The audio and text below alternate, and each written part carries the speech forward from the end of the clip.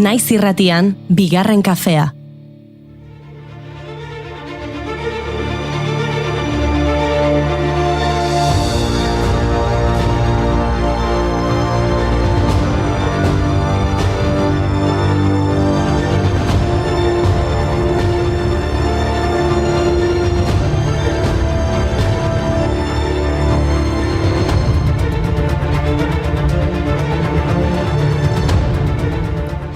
Egunon guztioi ongi etorri bigarren kafera. Goizeko 10:05 dira, 10:06 dagoeneko, eta irratsaioa asteragoaz. Kontu kontariariko gara datozen orduetan. Itxaron. Uste dut norbait sartu dela estudiora. Kontuz, mikrofonoetara hurbiltzen ari dira. The 6 o'clock news from the BBC with Sue Lawley and Nicholas Witchell. At 6 o'clock in the House of Lords, a vote is taking place now on a challenge to the poll tax. Tory rebels have said that the tax is protesting about rights for lesbian and gay people. Horrelako zerbait gertatu zen gaurko egunez duela 36 urte. 1988ko maiatzaren 23an Ingalaterran LGTB mugimenduko 4 emakumek BBC-ren zuzeneko albistegian sartzea lortu zutenean. Eskoletan zein argitalpenetan homosexualitatearen onarpena debekatzen zuen lege baten aurkako protesta izan zen. Ekintzaileetako bat kameren kableetara kateatu zen eta naiz eta kamerek zuzenean ez zituzten erakutsi, beren oihuak entzun ziren. Hori da entzun berri duguna. Egun berean beste ekintzaile talde batek parlamentutik bera rapel egin zuen. Lege horrek eskolei estatuaren dirulaguntzak kentzearen mehatxua egiten zien harreman homosexualak anormaltzat joezean. Eta denok dakigu anormalena dela hori pentsatzen duena eta ez harremana bera. Erantzun zenezan, naizta ezenekien, guapa esaten. Neska zinela argi jakin zenezaken. Argia ez dagoiko liburuen jiran. Nire lagun poetak hala esan zidan. Apoak ez daudela printzei begira. Hemen apoak apa biakatzen dira. Protestak egiteko modu ugari daude. Bata izan daiteke BBC-ko estudioetara sartu eta kableetara kateatzea, eta beste bat behiak sartzea Bizkaiko gobernu zibilaren egoitzan, bai ondo entzun dezue. Horrelako zerbait gertatu baitzen gaurko egunez duela 33 urte. 1991ko maiatzaren 23an Bizkaiko gobernu zibilaren egoitzan behiak sartzen saiatu ziren abeltzain bizkaitarrak. Euskal Herriko nekazarien elkartasuna elkarteko kideak ziren eta esne eta eragiaren truke ordaintzen zieten prezio baxuen aurkako protesta izan zen. Poliziak borroka hasi eta gomazko pilotak jaurtiz amaitu zuen pertsona eta animalien aurka. Kanpaina handiago baten parte izan zen ekintza hau. Aurreko egunean Donostian eta Iruinan 100 litro esne bota zituzten lurrera eta haragi xerrak banatu zituzten euskal baserritarrek. Eta iruditu zaigu esne beltzaren, esne saltzailearena dela abestirik onena efemeride hau aipatzeko.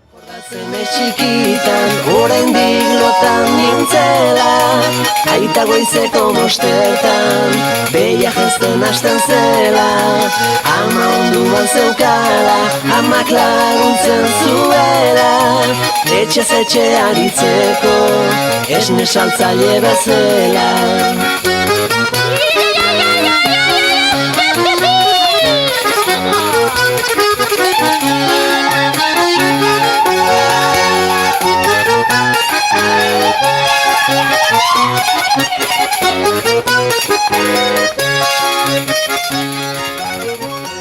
Eta protesta egiteko Euskal Herrian asko gustatzen zaigun beste modu bat aipatu behar dugu, herri harresiarena. 2013ko maiatzaren 23an Inasako langileek herri harresia antolatu zuten Irurtzungo lantegiaren sarreran.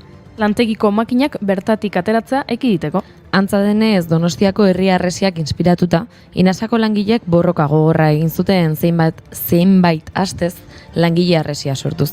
Aurreko urtean lantegiaren itxieraren berri eman zien zuzendaritzak eta 115 pertsona langabezira igorri zituzten. Baina langileek defendatu zuten lantegia irekia mantentzeko aukera bazegoela, eta hori soilik lortuko zela makinaria bertan mantentzen bazen.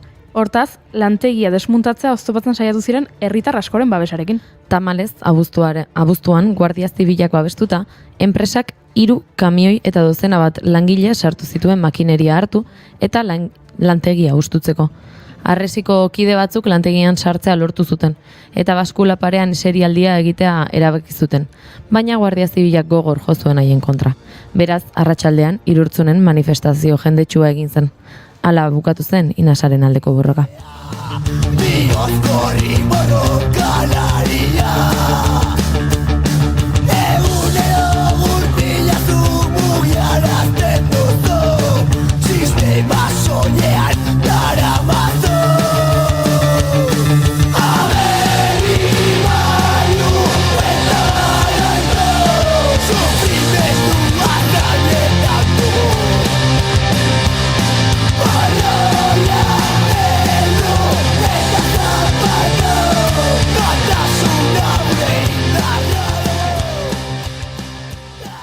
Jendetsua izan zen manifestazio hura eta jendetsua izan zen baita ere Iñaki Otxoa de Olzaren erreskate lana.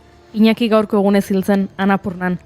2008ko maiatzaren 18an Iñaki Otxoa de Olza mendizale nafarra, Oria Kolibasanu errumaniarra eta Alexei Bolotov errusiarra 7.800 metroko altueran dagoen 5. zelaian zeuden. Anapurnako gailurra hegoaldeko aldetik erasotzen saiatu nahi zuten egun bakar batean. Urrengo egunean maiatzaren 19an eta gailurretik 100-200 metroko desnibela soilik falta zenean, Iñakik buelta ematea erabaki zuen. Horiak horixe bera egin zuen, nire laguna zara, zurekin noa esanez. Alexeiek bakarrik jarraitu zuen gora. Horia segituan konturatu zen egoera txarra zela. Iñaki beti izan da bera baino indartsuagoa eta azkarragoa, baina egun honetan egoera alderantzizkoa da.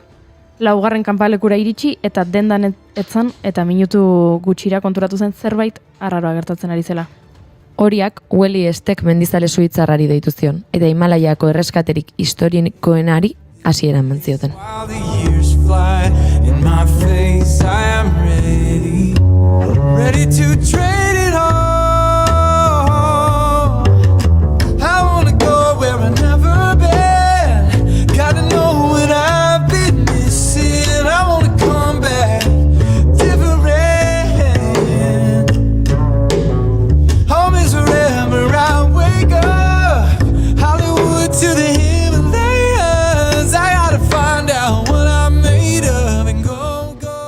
Erreskate hartan, batetik Denis Urubko Kazajistandarra zegoen, 9. eremuraino igotzen ari zena.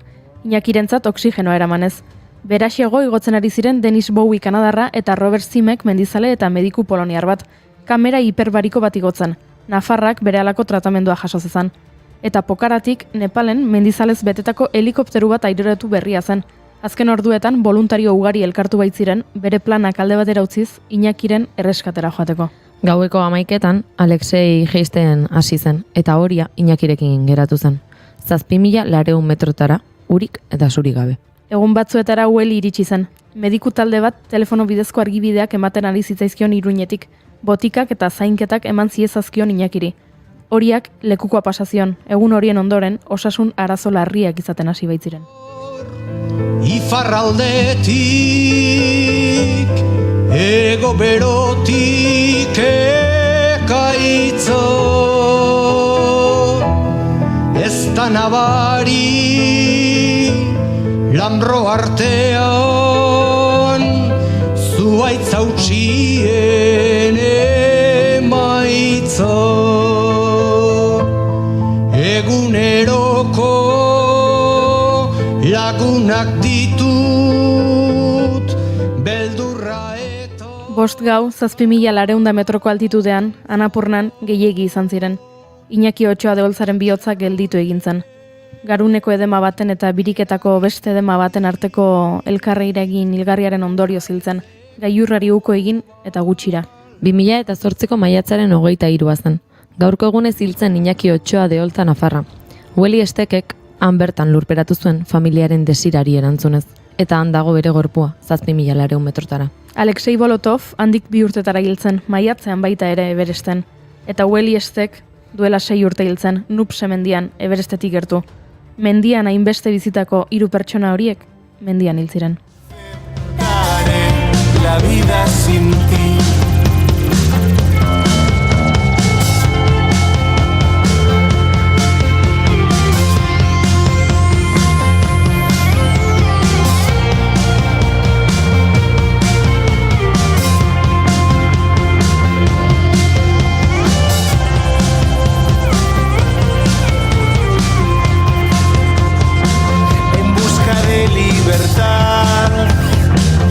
Fui siguiendo al glaciar y vi un mundo mucho más real, refugio del occidental.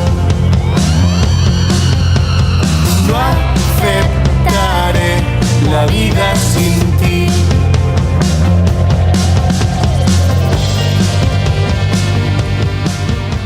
Baina, beno, eriotzekin osteguna astea ala ere ez da hain ederra beraz, alaitu ezagun hau pixkatxo bat. Zer daukagu gaurkoan Goiuri? Badibidez, Intxaurrondoko bai topaketen 3. edizioaren inguruan arituko gara Uxuelas artistarekin. Unai Elordi ere izango dugu, ChatGPTak uste dut euskaraz ikasi duela, berari Tira. galdetu beharko digu. Ez nik ez dokata inargi hori, baina tira bai, Elordik konta dezala. Eta Jon Maia dantzariarekin arituko gara Max sarietarako izendapena jaso baitu. Eta, bueno, kontutxo gehiago ere izango ditugu tartean. Horixe, etorri gurekin, hau ez da Anapurna, hau ez da BBC, baino hementxe gaude, eta oso pozik gaude, zuekin egongo garelako datozen orduetan. Has gaitezen orduan. Osteguna da, maiatzak 23 ditu, eta hau bigarren kafea da.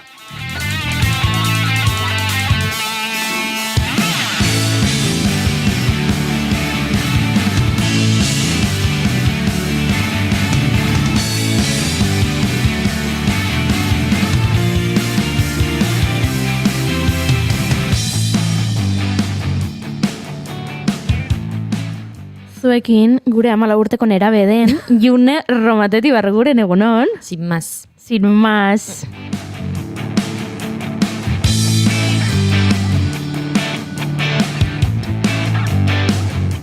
Eta zuekin 30 urteko amona den Goiure Zeizarandia. Sin más hori, ez zait gustatzen.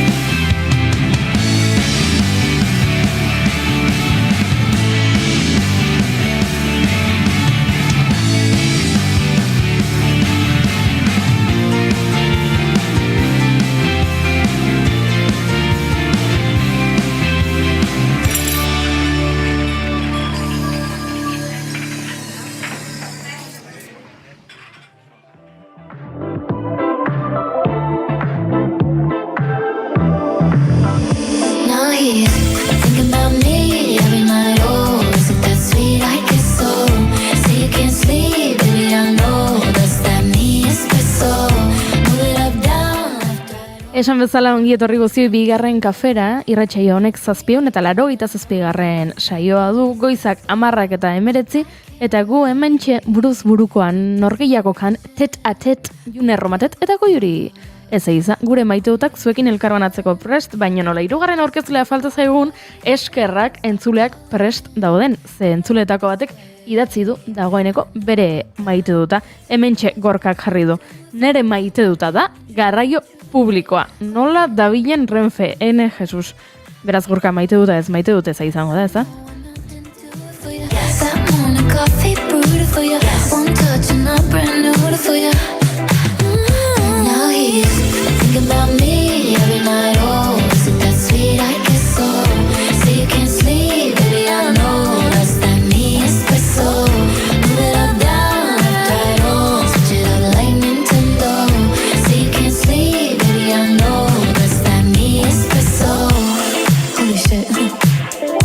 Is it that sweet? I guess so. Eta koreografiaren inguruan ere badugu iruzkina, ondo koreografia, beno, pixkat sin mas. Bukaeran ongi konpenetratu zarete eta gaurkoan 13 emango dizuet, sin mas egin duzuelako, hau da, gogo gutxikin. Sin más. Gorroto dut, sin mas kontzeptua. Hainbestean.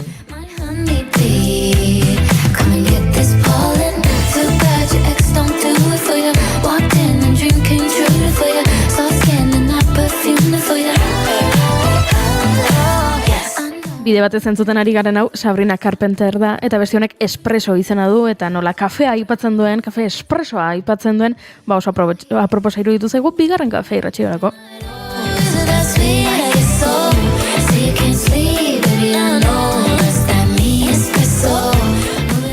Eta kafeaz gain, zer maite du June Erromateti Bargurenek? Nik ekarri ditut gaur 2 maite dut. Epa! Bat da pixkat agian arraragoa edo oso espezifikoa, eta beste bat, britagoa edo. Venga. Hasiko naiz lehenengoarekin. Bai. Bueno, kontua da, eskualoia jarraitzen dutenek, edo, zerbait badakiten ez eskualoia inguruan, jendeak jakingo du, erabiltzen dela pega deitzen zaion, pegamentu bat edo, baloia hobeto hartzeko, eta ikusi daiteke partidu askotan, nola baloia gelditzen den pegatuta iskinetan, edo dena delakoa. Orduan, ze pasatzen da, pega asko erabilita baloiak zikintzen doa zela. Eta atzo gure entrenamenduan nik hartu nuen horietako baloi bat, eta hasi nintzen pixkanaka garbitzen. Eta atzo konturatu nintzen, ondo garbitzen dakigunok, edo, pega garbitzeko teknika denek berdina erabiltzen dugu, baina atezainak gara. Normalean, baloia garbitzen ditugunak. Zergatik, guk hartzen ditugu baloiak eta juten gara pixkanaka zatitxo bat kendu, eta hor ja, gero, kendu ezun bolita txikiarekin, besteak depilatu egingo bazenu bezala, pegatu eta tira fuerte. Konturatu ginen, atzo, jokalariak, nire ondoan eseri zen pare bat jokalari, eta saiatu zien bera egiten, eta ez dakite hori egiten. Eta hasi ginen begiratzen, eta egia da, baloia garbitzen dugunok gehiengotan atezaina garela. Orduan, badago hor arrakala bat. Bai, ez dakit denbora pasatzen dugula beste atezaina entrenatzen edien bitartean eixerita eta ardun teknika harrapatzen dugun, edo ez dakit zergatik den, baina maite dut txiki hori badukat, ze graziosoa ikustea atezain bat iskina batean eixerita pega kentzen baloiak.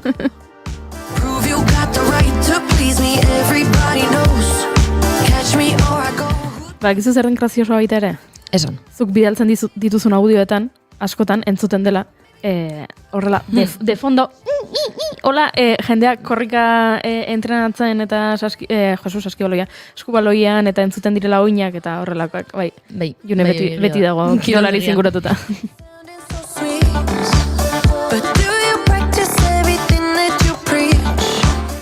Hori bat eta bestea? Bale, bestea da, aurreko asteburuan pasazitzei dana neri, ez pasazena neri inguruan.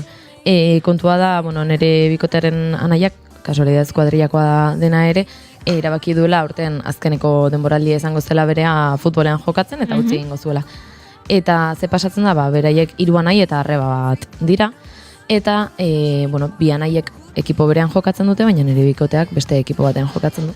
Eta, polita izan zen klub osoa txantxuio txiki bat egiten saiatu zirela eta trampetan ibili zirela 3 anaiek ekipo berean jokatu alizateko, berez ezin dutelako, bakoitzak bere fitxa ezberdina dauka eta taldeengatik mailengatik ezin dute elkarrekin jolastu, baina nola azkeneko partidua izango zen eta ezingo zuten bestela 3 batera inoiz jokatu, han ibili ziren trampetan klub osoko jendea, jolastu zuten 3 batera eta polita izan zenan elkartu ginelako kuadrillako jende asko eta giro oso politean bizitu genuelako larun bata.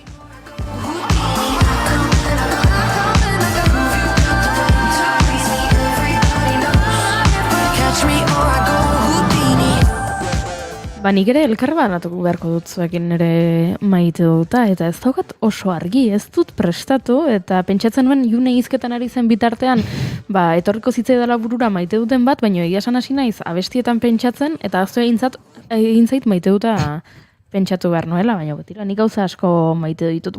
Kontatu dezaket, atzo arratsalen bizitako zerbait, atzo nere lagun Ireneren urtebetetze eguna zen, eta egun batzuk lehenago bere senarrak idatzi zidan esateko. Aizu, eta antolatzen balin badugu festa sorpresa bat, eta begira, duela urte batzuk egin genuen, eta ondo atera zen, nahiko ondo pena bakarra zen, asteazkena zaila izaten da, astean zehar, zure urtebetetzea ospatzea. Naiz eta irratsaio honetan, ja nazkatuta egongo zareten, behin eta berriz errepikatzen dugulako, astean zehar ere gauzak egin daitezkeela.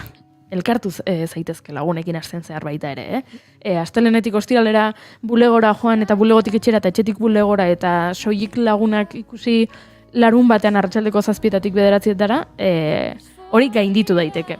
Beraz, pena hori genukan, agian asteazkena bai, jendea ez ote da animatuko bai, horrela bueltaka, eta orduan hasi ginen antolatzen.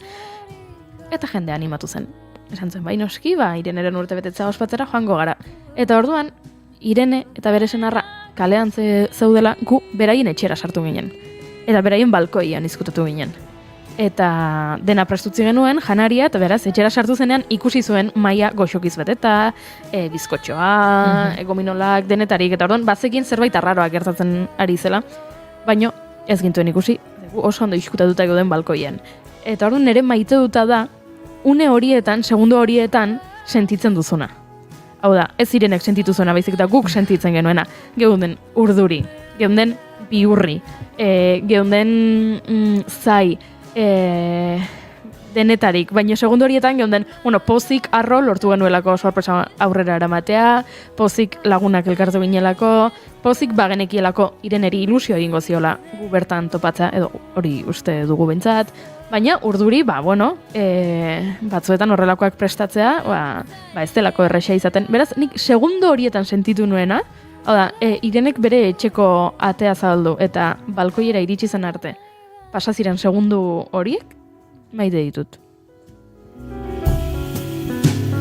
Apustu batain itxasoa edozein espezierentzat. Eta zeharoa proposa da, abesti hau nik esan dizuedanarekiko, ze Oleia Intziartek abesti honetan esaten du, astelenetan bizitzeko gogoa izatea iraultzailea dela, ulertuko dut bakarrik egon nahi baduzu. Baina guk astelenetan ere bizitzeko gogoa izaten dugu eta gora Olaia bezalako iraultzaileak.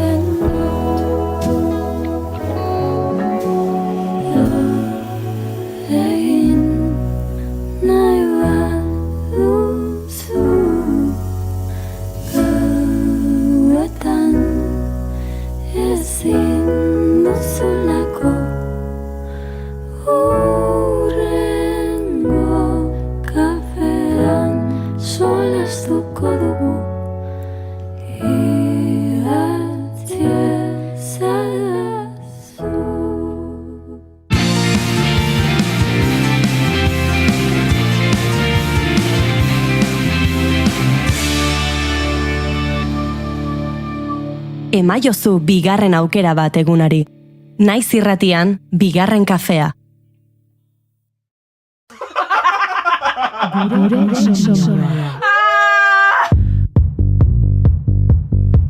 Ara, Oiana, hemen ze hartu zaigun, bekatoros bat?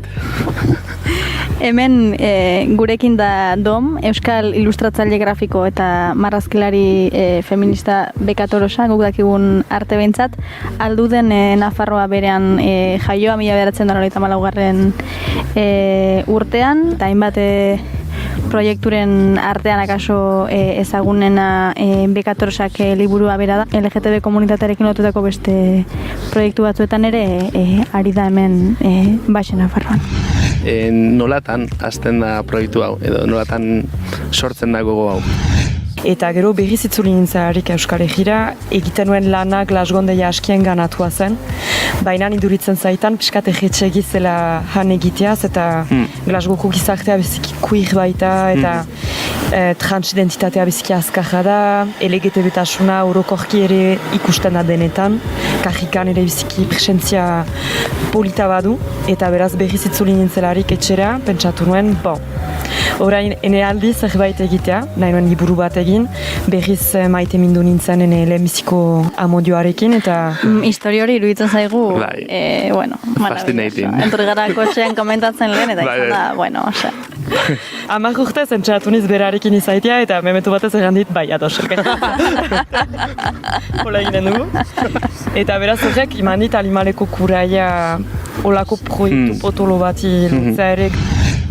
Bekatoros kontzeptua liburu honetan aratago doala edo ez dela, kristautasunak bekatari deitzen dion horri referentzia egiten dion kontzeptu batez, beste leku batetik hartu duzula. Bai, hori da lehenbiziko abiapundua, erraetan umezala ni edo erlijio horretan bizi izaniz eta biziki azkarki, gande guziz joeten nien mezara, eta apesa diten zen eskolara, sutitu behar ginen egunan apesa, jaun apesa, eta nana. Txipidanik deia ikusi nuen Eliza etzela bat ere leku on bat emazte bat entzat. Eta onuk gutiago LGTB pertsona bat entzat. Eta beraz, enetzat bekatuan bizitzea da, pixka bat txiste bat, gehiago da erraitea askatasunean nahi dugula bizi.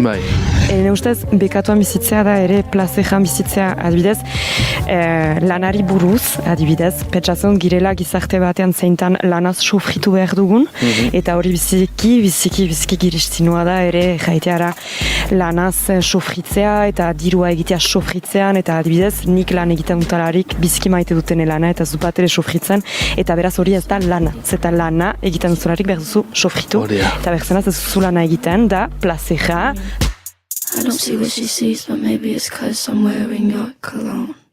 Gure webgunean eta podcast plataformetan entzungai. Naiz irratia.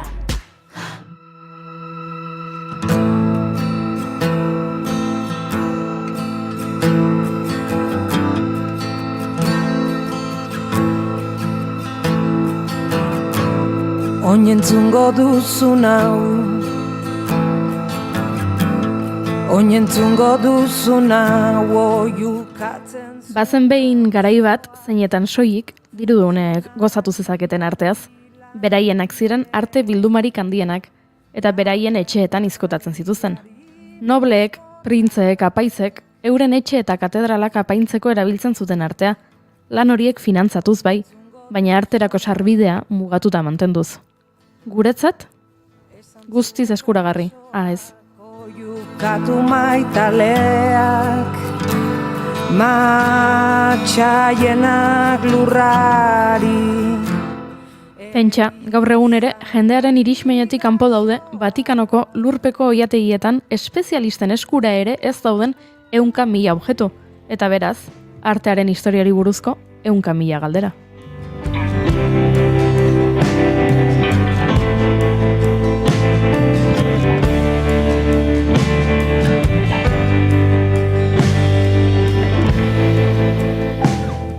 Baina historian aurrera egin ahala, gauza batzuk galdu ditugu bai, baina beste asko irabazi.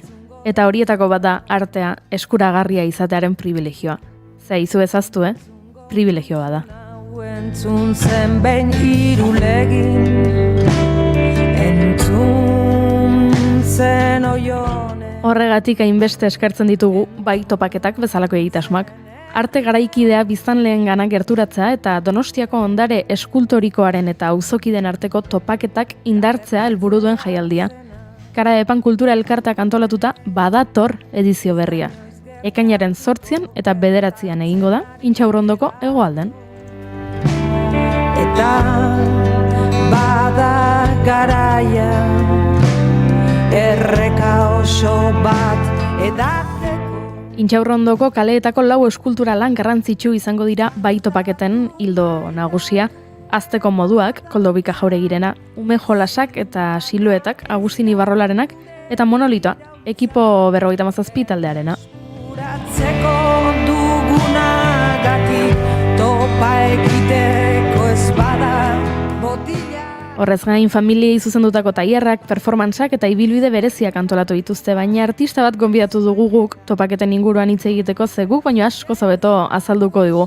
Uxue Lasa artista gonbidatu dugu eta telefonoaren beste aldean dugu. Egunon, Uxue? Egunon. Zer moduz gaude? Ondo, ja prest. Bairako. Prest seinale ona da, prest, urduri, dena onartuko genuke, ze badator, esan bezala ekainaren 8 eta 9 izango da edizio berri hau, eta ekainaren 8 lehenengo egunean, larun batean, eskainiko duzuzuk tailerra, monolitoa tailerra, monolito obratik abiatuta. Zerbait kontatu daiteke tailerraren inguruan, iskutuan mantendu behar da, spoilerrak egin ditzakegu, ez? Zure esku guztan dugu hori, Uxue? Hasiera batean, ideia guztiz desberdinan eukan, baino gatazkaren evoluzioa ikusita, pentsatu nuen, igual aukera polita da horren inguruan zerbait iteko, ez da? Monolitoak badaka olako eriotzakin erlazio bat, eta irudituztean ideia interesgarria zela, nire rotonda ditu, nire rotondan instalatzeko. Zure rotonda propioen instalatzeko noski baietza, bere ganatu egin behar dira horrelako espazioak. Palestina aipatu duzu, Gaza aipatu duzu, badakigu zure ibilbide artistikoan surrealismoak eta absurdu existentzialak baduela zati garrantzitsu bat, edo hartzen duela protagonismoa. Oraingo honetan ere hortik joko duzu, edo agian gai hau izan da beste modu batera planteatu duzu? Nik beti, askotan absurdo existenzialana izaten da, nire lanak ez esplikatzeko aitzaki bat. Denborakin noski denak dakar zentzu bat, ezta? Baina kasu honetan igual zerbait zuzenagoa izango da, eta interpretatzen erresagoa, uste dut. Tailer hau adin guzti zuzenduta dago, eta helburua ere badu, genero berdintasuna eta inklusioa sustatzea. Zenbat pertsonarentzako izango da gutxi gora bera, irikia da, mugatuta dago parte hartzea, galdetzen dut, agian gure entzuleren batek izena eman nahi du. Hori da, 12 bat ikasleren zatoki dago da. Norbait gehi etortzen badare ez deu botako, baina printzipio zola dago antolatuta. Tailerra aipatu dugu, baina bai topaketak badira zerbait gehiago, eta esan dezakegu, lagun arteko topaketak ere izan daitezkela, ez? Aipatu dut, adibidez Koldobika Jauregian egongo dela, badakigu zu ere berarekin ikastarotan ibila zehala, horrelako topaketek, artea gizanleengan eskuragarri jartzeaz gain, zuentzako, artistentzako ere gune edo foro garrantzitsuak izango dira, ezta? Noski beti da oso interesgarri ikustea inguruko jendea zelan egiten nahi den, eta noski Koldobika Jauregi bezalako eskultore bat euritzea gure artean, zoragarria da hori, beti da beraz. Zer da gehien gustatzen zaizuna bai topaketetatik? Zer salduko zenuke, saldu diot horrelak kakotxen artean, gure entzuleak gerturatu nahi balin baute, zer du bai topaketak, zergatik da garrantzitsua horrelako espazio bat edukitzea?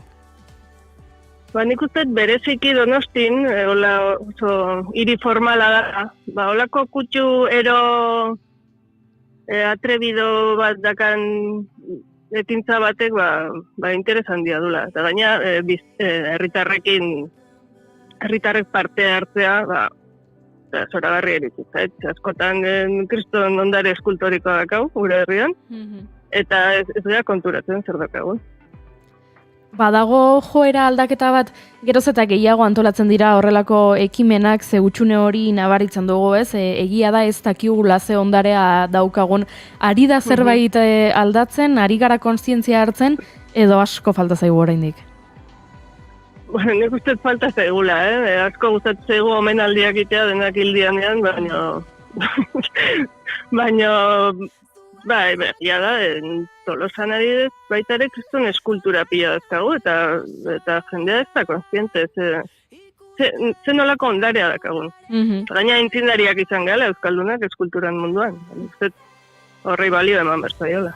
Egia da agian gogoratzen garela horrelako eta urte hurrenetan, ez? Nestor Basterretxearen mende hurrenean orain bai konturatu garela adibidez, Tolosa aipatu duzu eta Tolosa aipatuko dut, badagoela Goldea izeneko bere eskultura bat, baina agian egunero ziur asko egunero pasatzen direla ondotik eta begirada altxare ez dutela egiten. Bai. Galtzen du... Mantenimentu falta pixkate onda, bueno, aidea... Eta ega hobetzen, baina behin eskultura jarrita dela, astu iten askotan kartelak informazioa falta da. Nik uste hori dena pixka landu beharko litzatekela. Bueno, eta hori pixkat lantzeko eta artearen kontzientziari hori hartzeko horrelako topaketak antolatzen dira. 3. edizioa da, badakigu aurrekoak ere arrakastatxoak izan direla eta bueno, honetan berrikuntza gisa edo berrikuntza ezagit den, baina bai gonbidatu berezi bat egongo dela, Anna Smith edo Miss Beige, zuk ezaguntzen duzu bere lana, zer kontatu dezakezu beraren inguruan? Gira esan da ez, baina ezagutuko dut. Aurreko edizioan nik inizula bisita gidatuak eta asko informatu nintzen beste artistan lanan inguruan, baina oaingoan nire ideiakin bakarrik, orduan lehizer ez autuko ditut. Bueno, orduan gu bezala, beraz, artistentzako ere, artistak ere sortzaile izateaz gain kontsumitzaile ere izan daitezken, ez eta kontsumo hitza kulturarekin ez den beti oso politia, baina bai, zuk ere gozatu dezakezu ikusleen begiekin, ze hortarako ere badira horrelako topaketak, artista geroz eta gehiago ezagutzeko. Eskerrik asko gurekin hitz egiteko minutu batzuk hartzeagatik. Zorterik onena opa dizugu, ekainaren 8ko tailer horietarako, ondo joan dadila dena, eta jarraitu sortzen eta jarraitu horrelako ekimenetan parte hartzen, guri hemen sortzaile ez garenoi artea gerturatzeko. Ni esker. Eskerrik asko Ixue, gu bagoaz aurrera Gorka Urbizuren toki bat entzuten.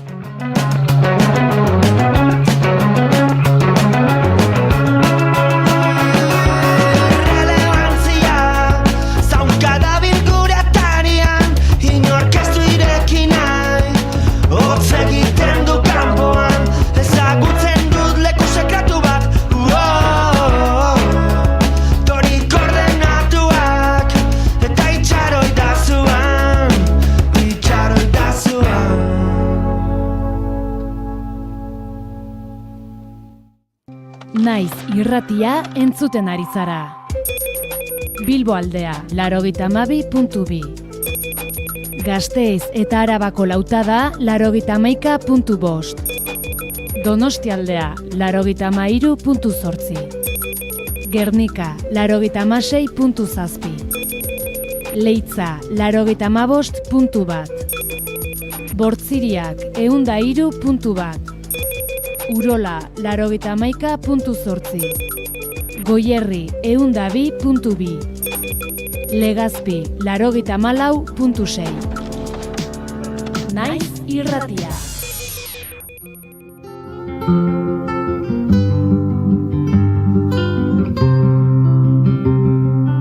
Errota zar maitea, uraren ertzean, uraren ertzean da, basati beltzean, negar egiten dezu, alea txetzean. Eta entzuleak esan dezake tira, babatut plana, ekainaren 8 eta 9 itxaurrondoko baito baketetara joango naiz, baina oraindik geratzen dira egun batzuk horretarako, beraz, ze egin dezaket asteburu honetan, badugu beste plan bat zuentzat, gaur maiatzaren 23 da, bihar maiatzako 24 izango da, eta plan bat badut June zuretzat. Bihar arratsaldeko 7 etorri nahi duzu nirekin Baionako Biltxoko elkartera? Baina zer dago? Zotin sekua daki errotarriak. Entzuten ari garen honek pista bat eman diezazuke, ze hau Lourdes Iriondo da eta zer ikusia du berarekin. Izar eder bat dago, orgoiko lepua. Izan ere bihar maiatzaren 24ean kantaldi gau bat antolatu dute, esan bezala Baionako Biltxoko elkartean, 7:00 aurrera bertan, 3 emakume iraultzaile omenduko dituzte. Lourdes Iriondo, Maite Idirin eta Estitxu Robles Arangiz. Ezin gindezke biz. Nolatan? Omenaldia merezi dutelako, gizonen mundu batean hortxe kantatzen, kantuan, abesten aritu ziren emakume hauek.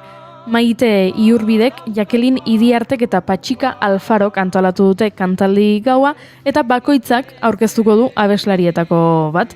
Patxika Alfarok Iriondo aurkeztuko du, Maite Iturbidek Idirin eta Jakelin Idiartek berriz Robles Arangiz. Bizitzaren legea nahi deton hartu, ala beharra goraiez hartu. Kontua da, antolatzaileek aipatu dutenaren arabera Euskal Herrian rockak euskal tradizioari gaina hartu ziola. Eta, hortaz konturatzean, pixka bat ahaztu egin direla euskal kantu tradizionalak, poesia oinarri zituenak, eta horiek biziarazi nahi lituzkete, tarte bat ez bada ere. Basati beltzean, negar egiten dezu, alea txetzean. Triste nabil, zuta zoroitzean, negar egiten dezu, alea txetzean. Ni ere triste nabil, zuta zoroitzean. Maite Idirinen musikatik etorri zitzaien ideia izan ere aipatu dute, Maite artean bizirik zela beti esaten zutela kantaldi bat egin behar zela Baionan bere kantuekin. Ze gaurkotasun handikoak dira, naiz eta duela 50 urtekoak izan, baina Maite joan egin zaigu eta beraz orain salto bat ematea erabaki dute eta kantaldi bat antolatu dute beraren omenez eta esan bezala emakume kantari guztien omenez.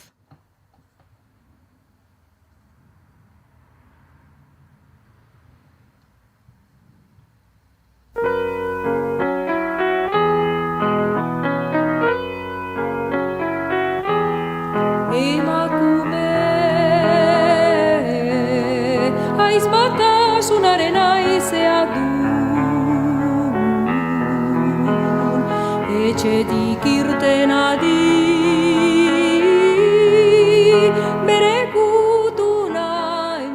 Eta hori nahikoa ez balin bada, zuek gonbidatzeko edo zuen interesa pizteko gehiago kontatuko dizuet. 3 kantarien bakoitzaren boza entzungo da Biltxokon, Lourdes Iriondoren gaua, Maite Idirinen aizpatasuna entzuten ari garen hau, eta Estitxu Robles Arangizen Agur Maria kantuekin, baina gainera Maialen eta Patxika Alfaro ama-alabek Lourdesen 2 kantu interpretatuko dituzte, Maider Bedagarrere bertan izango da, eta Naia Robles Arangizek ere kantuan jardungo duela esan digute. Gainera, nahi dute denek elkarrekin publikoa barne Lourdesen errotazar maitea, Maitaren euskara jalgia kanpora eta azkenik gugira euskadiko gazteri berria kantatzea, beraz animatu bihar arratsaldeko 7:00 Baionako Biltxoko elkartera.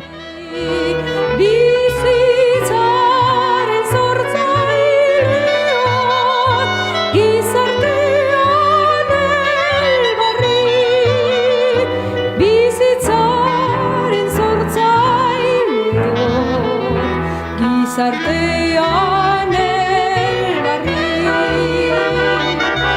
hilaka urte zari, gizonen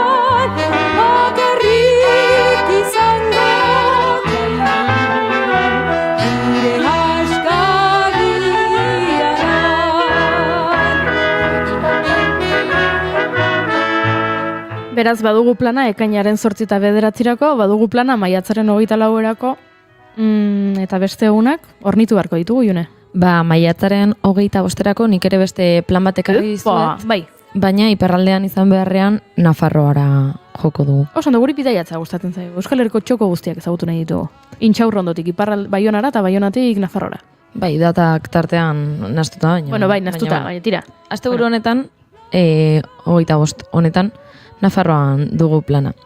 Euskararen astea ospatu ohi dute maiatzean Tafaian, baina urten 2 astetara zabaltzea erabaki dute. Tafaiako udalak zonaldeko hainbat kolektiborekin batera Euskararen astearen 17. edizioa antolatu dute. Hasiera batean Euskararen eguna zena, askotariko programa bihurtu da oraintxo bertan, eta jai egun batetik haratago joateko, hizkuntzaren erabilera esialdiragako hainbat gune eta ereduetara eramateko asmoarekin egin dute hau. Aurten gainera, Euskararen astea 15 aldia izango denez, programa ere handiagoa izan da. Jarduera kulturala, gastronomikoak eta kirol jarduerak antolatu dituzte, eta Euskaraldiari amaiera emateko, agerraldiarekin batera antolatutako erdialdeko Euskal Jaiaren ospakizuna antolatu dute. Eta, hau da plana, maiatzaren 25ean, larunbat honetan, ospatuko dute Euskal Jaia erdialdean, eta egun osoko egitaraua prestatu dute lehen aldiz.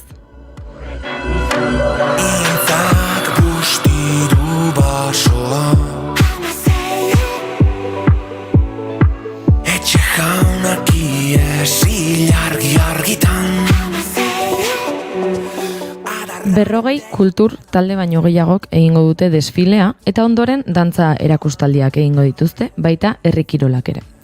Bestalde, arropa eta jakien azoka ere egongo da, eta herri bazkari erraldoi bat antolatu dute guerdirako, 1000 lagunentzako herri bazkaria.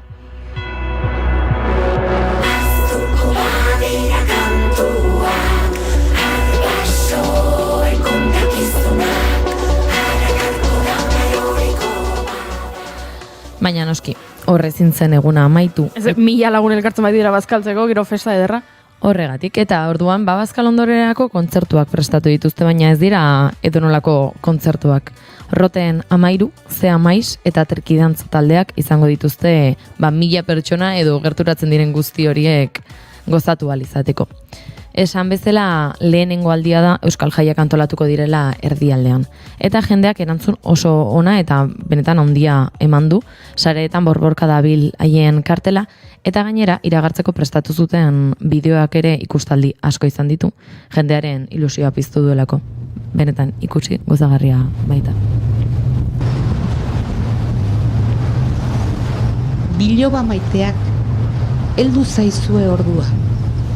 Gu jada ez gaude, baina hemen duzue gure ondarea.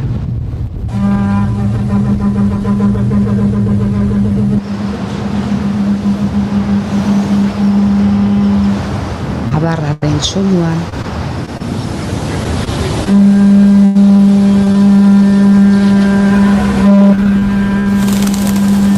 txalapartaren golpe bakoitzean, hitz bakoitzean, lanabesetan, jantzkeran, soinu bakoitzean, irrintzi bakoitzean, egongo da gure zati bat.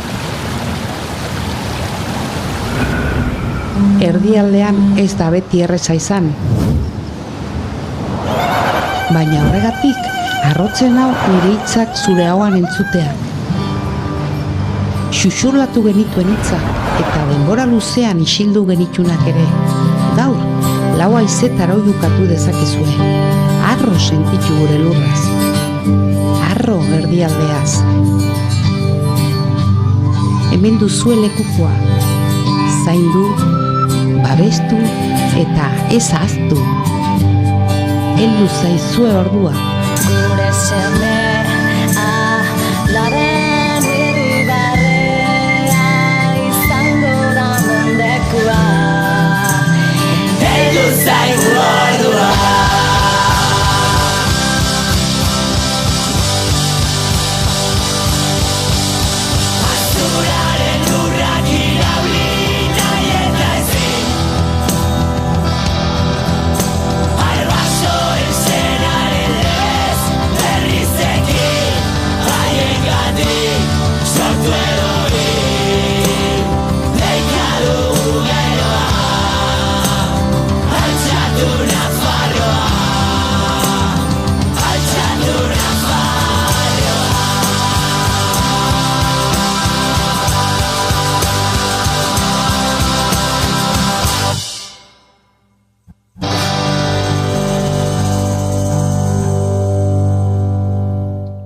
ederra da benetan bideoa, Pentsatzen ari nintzen, nik nire bizitzarako, behar dudala, kontaktatu behar dudala bideo hau egin dutenekin, eta egin dezatela, nire egunerokotasuneko bideo bat, eta askoz politiagoa irudituko litzateke nire bizitza propioa. Bideoa zoragarria. Nik ikusi nuen lehenengo aldian Nafarroako txoko ezberdinak, mendiak, herriak ikustea, ondare guztia, bai dantzak eta, laiak ere, aurrak ikustea laien gainean aurrera eginez oso polita da, oso ondo egindako bideoa dago, musika ondo aukeratutako abestia da, eta horixe ekarri nahi nuen ona, hor daukazue, 25ean plan polita, kontzertu interesgarriak benetan, nasketa bereziarekin, eta kartela ere ezakit ikusi duzuen, baina bideoan ikusi diren zapietan zeuden borobila, Nafarroako armarria borobildu dute, hori dago zapietan, eta hori da kartela, eta hori ere oso polita egin dute. Baduzue plana 24erako, baduzue plana 25erako, baduzue plana ekainaren 8erako eta 9erako, ezin zaitezkete kexatu,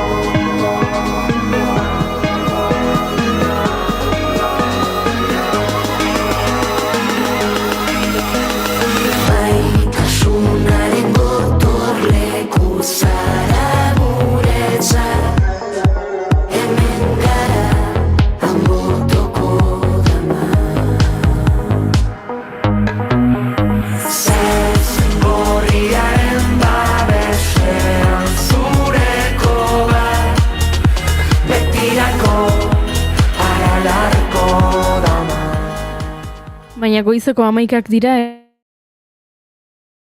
jo behar dugu azken ordua ezagutzera. Egunon, Egoi Belategi. Egunon, baita zui ere politika kontuak pozik agertu baita Mertxe Ezpuru EH Bilduko diputatua Madrilen Sánchezek Palestinako estatua aitortu duelako gurean egindako adierazpenak dira. Hala ere, adierazi digu Israel estutzeko bide guztiak erabili behar direla. Israelen aurkako presio guztia areagotzeko momentua da, ez? Hau da, momentua, eta lehenbailen eta presio bide guztiak erabili behar dira, Palestinaren aurkako genozidio hau geldiarazteko. Gainerakoan eta azken ordukoen bila, zoruaren legearen erreforma bozkatzea aurreikusita zegoen gaur goizerako Espainiako Kongresuan, eta Espainiako gobernuak bozketa bertan bera uzteko eskaera publiko egin berritan eskaini dio Mertxe Ezpuruak, elkarrizketa hau naiz irratiari. EH Bilduko diputatuak Madrilen adierazi digu joan den astelenean PSOEk porrota egin zuela proxenetismoaren aurkako lege proposamenean prostituzioaren aurkako bozka jaso zuelako eta lurzororen legea aurrera joanez gero bigarren porrota ere izango zutela, ezezkoa emango zutelako bai EH Bilduk, baina baita gobernuaren bazkide guztiek ere. Ikasgaia hau ea erabiltzen duten eta ikasten duten eta gehiengoarekin aldez aurretik kontatu behar dutela, ez? Eta pentsatu behar dute eta komezio behar dira azkenean legeak ez direla aurrera aterako, gehiengoarekin, hemengo gehiengoarekin ezkerreko gehiengoarekin behintzat ez bada adosten. Kontu parlamentario gehiago, baina kasu honetan Gasteizko parlamentura begirakoak aurreikusitakoaren arabera, Bakartxo Tejeria legebiltzarreko presidenteak hurrengo lehendakari berri izendatzeko inbestidura saioa, ekainaren 20irako deitu duelako eta ondorioz 4 aste gehiago izango dituzte EAJak eta PSek negoziatzeko beste modu batera esanda Imanol Pradales lehendakaritzara eramango duen akordioa lortzeko. Negoziazioak ondo doazela berretsi dute beste behin ere bi aldeek.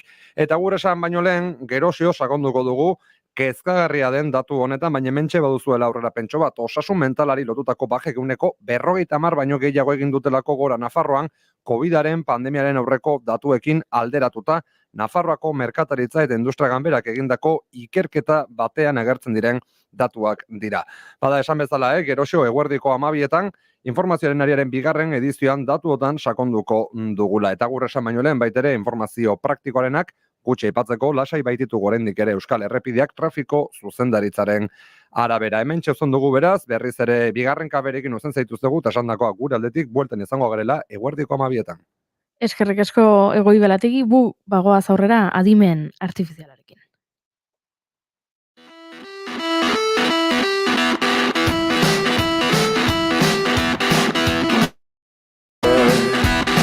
Don't worry, man, you got scared. Whatever happened to your heroes, you can be free. Where's the fight born? For those to find out key. You come and get a shower, please. Status deep, status deep.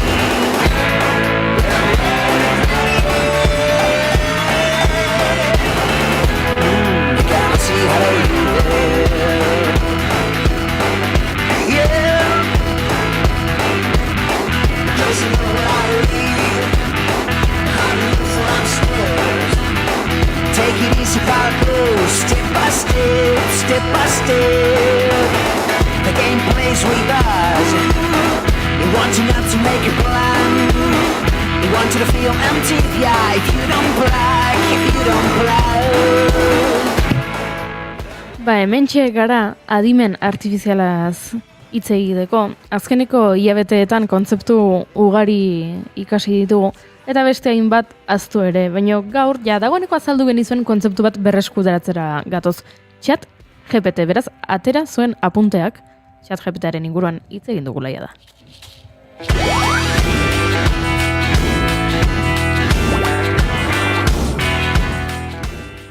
Eta apunteak ez badituzu topatzen, lasai, ze gure irakaslea hementxe dago Unai Elordi Hidalgo gurera. Etorri da beste behin gurekin hizketan aritzera eta adimen artifizialaren sekretutxoak kontatzera. Egun hon, Unai? Egun hon, irakasle esat ez dakit izango zen. Ez da irakaslea? Nik uste dut gure irakaslea, zela, kasu honetan. Kontatzea asko gustatzen zait, baina nik ez irakasle bezala lanain. Itzaldiak eta banditut, eta hori, baino ez naiz irakasle bezala, konsideratzen. Tira baino hemen, hori da, gure irakasle, eta entzule finak dituzu, eta zuk daukazu jakintza bat guk ez daukaguna, eta hemen egiten duzuna da, divulgazioa. Beraz, nik uste dut irakasle tituloa merezi dezula, Lordi? Vale, emateko. Lan ez aldatu nahi bali maet. Beti konsideratu izan duete. Osea, imaginatu ite naiz, egoera horretan. Kontua da beti irudikatzen dezun egoera hori idealizatzera eta romantizatzera tenditzen dezula ez orduan, ezakin nolakoa izango zen, baina ez dut inoiz deskartatu bide hori. Hemen deialdi bat ezakit instituto, unibertsitate eta dena delakoari Unai Elordi direkin harremanetan jartzeko, ze oso irakasle fina da.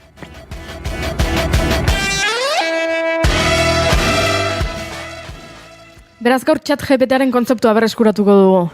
Hori da.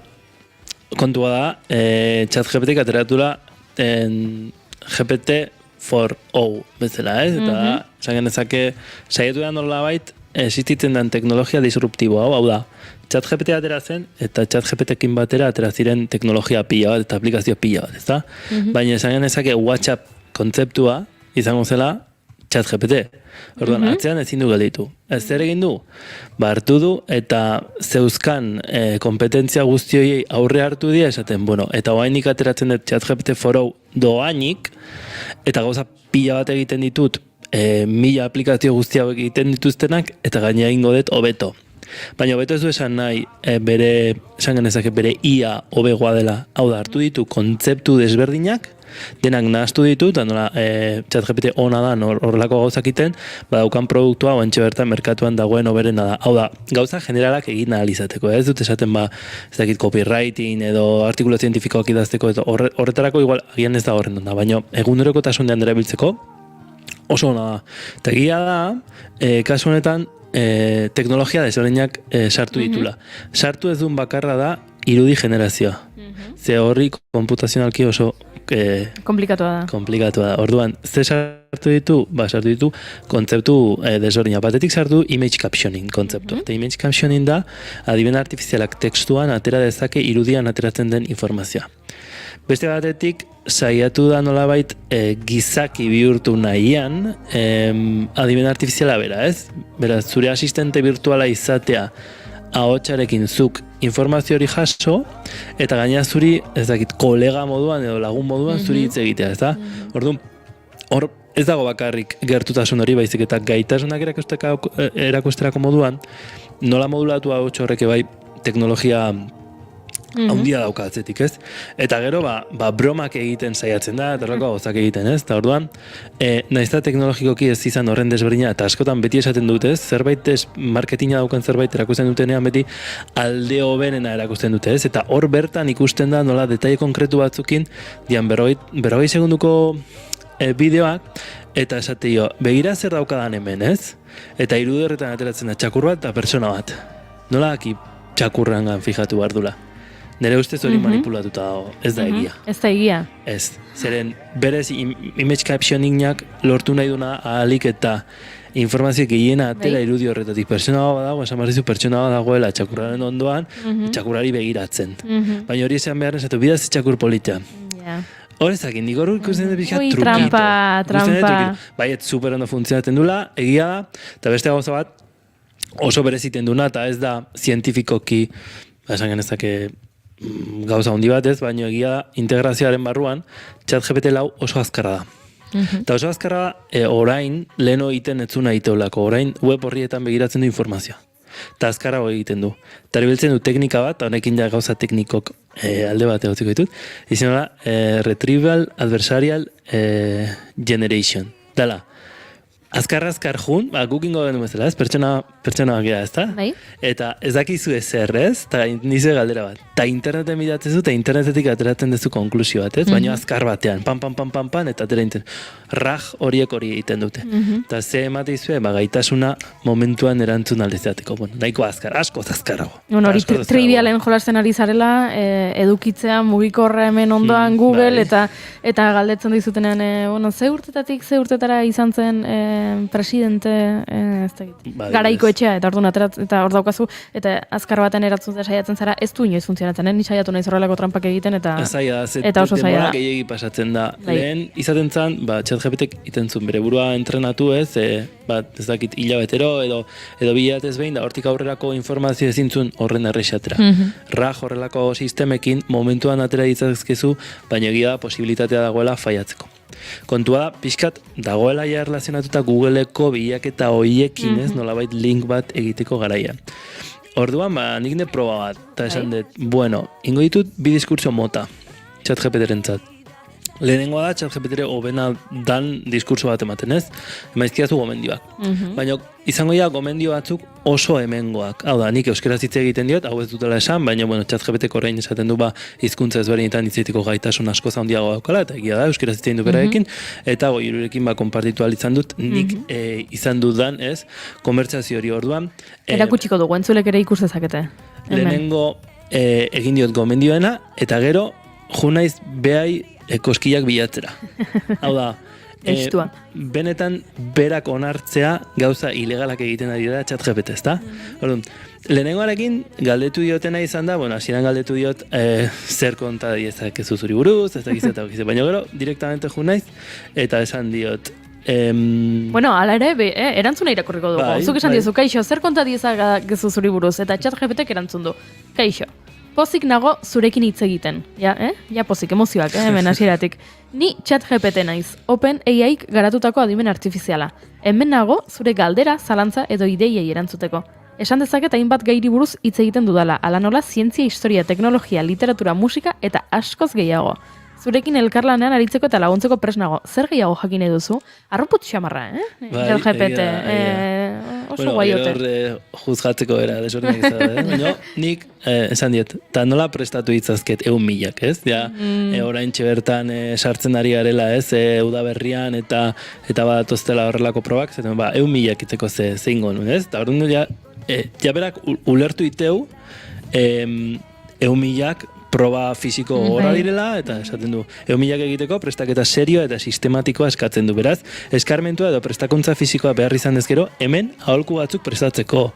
Eta, bueno, oso ondo eskematizatuta esatitu, hasierako evaluazioa, zeintzu dian zure helburuak, oinarria aerobikoa, intentsitatea, luzera, berreskuratzea, nutrizioa eta hidratatzea, eta hemen esaten dut kontuz, ez? Ui. Ze, azkenean, zuri gomendio batzuk ematen ari da, baina zure lagun batek emango bazizkizun bezala, ez? Orduan, beti esaten dut, horrelako gauzetan konfiantza izatea, ez dela, bueno, eukidezakezula eta agian zentzua izan dezakeela, baina ez da hola ezertan oinarrituta. Pero orokorragoa da. Ez dela nutrizioan aditua den norbaitek egin dizun zuri neurtuta zure azukre mailak eta zure dena neurtuta egin dizun plan bat, honek pentsatzen dut, nik galetu ezkero orain, berdina esango lidakela nutrizioaren inguruan. Berdina esango zitun, nahiza 1.000 zerbait oso exigentea izan, hau da. Prestakuntza honek zuri ez ditu balio horren proba gogor baterako, ez? Baina, bueno, berak esateizu, bera badakila gogorra dela, esateizu hidratatu inbertzela, eskerrik asko, dieta horrekatu bat izan bertzela, eskerrik asko, energia biltegiratzea. Batzutan, goenkaleko euskera baino artifiziala energia biltegiratzea, baino, bueno, haizu gauza desberdinak, ez? Ta orduan, lasterketa eguna nola prestatu, eta gero, jarriazu prestaketa plan bat, ez? Ta orduan, azte esaten, egunero zeri marko zenun aztenean atxedena, aste artean 45 minutu korrika ritmo erosoan, eta orduan, beak esaten dit, beharko zitula, ez dakizen bat aste eta aste bakoitza, aste zait planifikatzen, gutxi gara berako, planifikazio batekin, nik igual agian entrenadore pertsonal batekin ikusi beharko nuke, benetan honek balio duen, ze 80 minutu korrika lasai, 1.000 zenbat horretan iteia, 24 horretan, ez dakit zenbat horretan iteia, nek ezakit gehiagirako balio dizu. Eta ez dizu esaten mendian ibili. Nire hau asko gustatzen zaite, bat 6 asteak, oinarria eraikitzen. Lehenengo astea, astelena, atxedena. Horrela bai, Horrengan pintxoa. Txadabete asko gustatzen zaite, plan hau, bai. Bai, eta orduan, behin ja hori esan da gero, esatiot, dieta bat iradoki zenieza dake. Pizka junaiz zailtzea, ez, euskera maia. Moski, 1.000ko lasterketa prestatzeko, dieta osasuntxu eta horrekatua izan barrezu, ez dakiz eta ez daizu esaten, karbohidratok behar dituzula, proteinak behar dituzula, gantzak behar dituzula, hau da, euskeraz, nahiko zuzen. Bai, ez, oloa. Eukitzeitu horrelako... Irrabeikia, lekaleak, fritulerrak, esnekiak... Osoko ogiak pixkatarra osonatzen ditez, baina igual hola da, Arrainko ipetxoak, izokina, sardina, barazkiak, esnekia, kaltzia, bueno, ondo ari da, ez? Eta gero esatizu, entrenamendu egunerako ordu bat, edo bi lehenago banana eta almendra gurina, ogi integrala mermeladarekin, edo fruta lehorrak. Haizu, benetan, bagian, ez dakitzen, silbestea prestatzeko, ondo gozan, ez? Eta gero, esplikatzizu, nola nutrizio personalagoa, eta, bueno, hasten naiz beste plan bat iten, eta segitzen du berdi, eta gero esatet, oain jungo bat, eta mango jo beste buelta bat. Galdetuko diot, ze oinetako beharko nituzken, hau da, merkatuko zerbait izango diot, ez? Eta gainera esate diot, ze nolako oinetako eroskio beharko nituzken, eta ze marka, entzun dut, eta horrekin bera kondizionatzen ari naiz, nire esaten ari naiz, nire gustatzen zaizkin New Balanceak, bai? Ez dut publizia izan nahi, ez? Baina burura etorrizteiten. New Balanceek zapatia hona dituela, horrela da, besterik gomendatzerik ez, eta bera azte zaizu esaten, beste gauza batzuk ez, pronazio normala, supinazioa, pronazio gehiagizkoa, nahiz enteratzen ezertaz, asfalto eta irizko lasterketak, mendiko trailak, eta gero amate izkit hemen, eta ez dakit existitzen dian New Balance Fresh Foam 1080. Existituko dira, ez? Esaten balin badizu. Baina iruditzen zait, raj honekin, esan esplikatu dizuten raj honekin, aurkituko zituela ze zapatiak ziren, eta ChatGPTek ja ulertu du nire zapatia favoritoak New Balancekoa dira, eta bai badaude, hori askotan esan izan dugun zerbait izaten da, askotan ez duela asmatzen, ez? New Balance, ez dakiz, eta gero sartizkizu, Brooks, Asics, bueno, haizu, ez dago gaizki, ez? Eta gero esatio eta ze ritmotan ibarko nituzken, ez? Eozin galdetu egin gauzen izkion galderak, ez? Eta joten nahiz ikusten, nola esatizun, esplikatzen, dena, ez? Eta orduan, ikusten duzu, interesgarria izan daitekela, baina gara ematen dio beste golpe bat esatizut. Haizu, gelak, orain hartzen diren gelabek ez, azukrekin eta nola erabili beharko nituzke, ez? Eta entzun dut, kafeina asko daukatela, eta ez dakiz, eta mundu guztientzerako gomendagarria ez dakiz, eta, bueno, berak esplikatzizu, Gelak erabiltzeko arrazoi nagusiak. Eta zertarako, alare zure burua gestionatu berrezula, hau da, nahiko diskurso, ez dakit, protekzionista edo ez dakit nolabait nahiko segurua, ez? Ez da gehiegi bustitzen, ez? Eta nik uste hori ja nahiko programatuta dauzkatela, eta azkenean hemendik atatzen duzun informazioa da aurki ditzakezun informazio guzti hori. Gehi, nire esate diot, kaltegarria izan daiteke osasunerako proteina suplementuekin kombinatzea onuragarria izango zen. Eta, bueno, bera astea esplikatzen, ze arazo izan ditzazkezun, da ez dakiz eta orduan esaten duzu. Bueno, ez dago gaizki, eta gara maten dio beste vuelta bat, ez zaizu iruditzen hau pixkat marketina dela. Hoi galdetu diozu ChatGPT-ari. Zergatik iruditzen zaizu hainbeste arrakasta dutela proteina gehigarriak, ez dut uste marketing hutsa dela.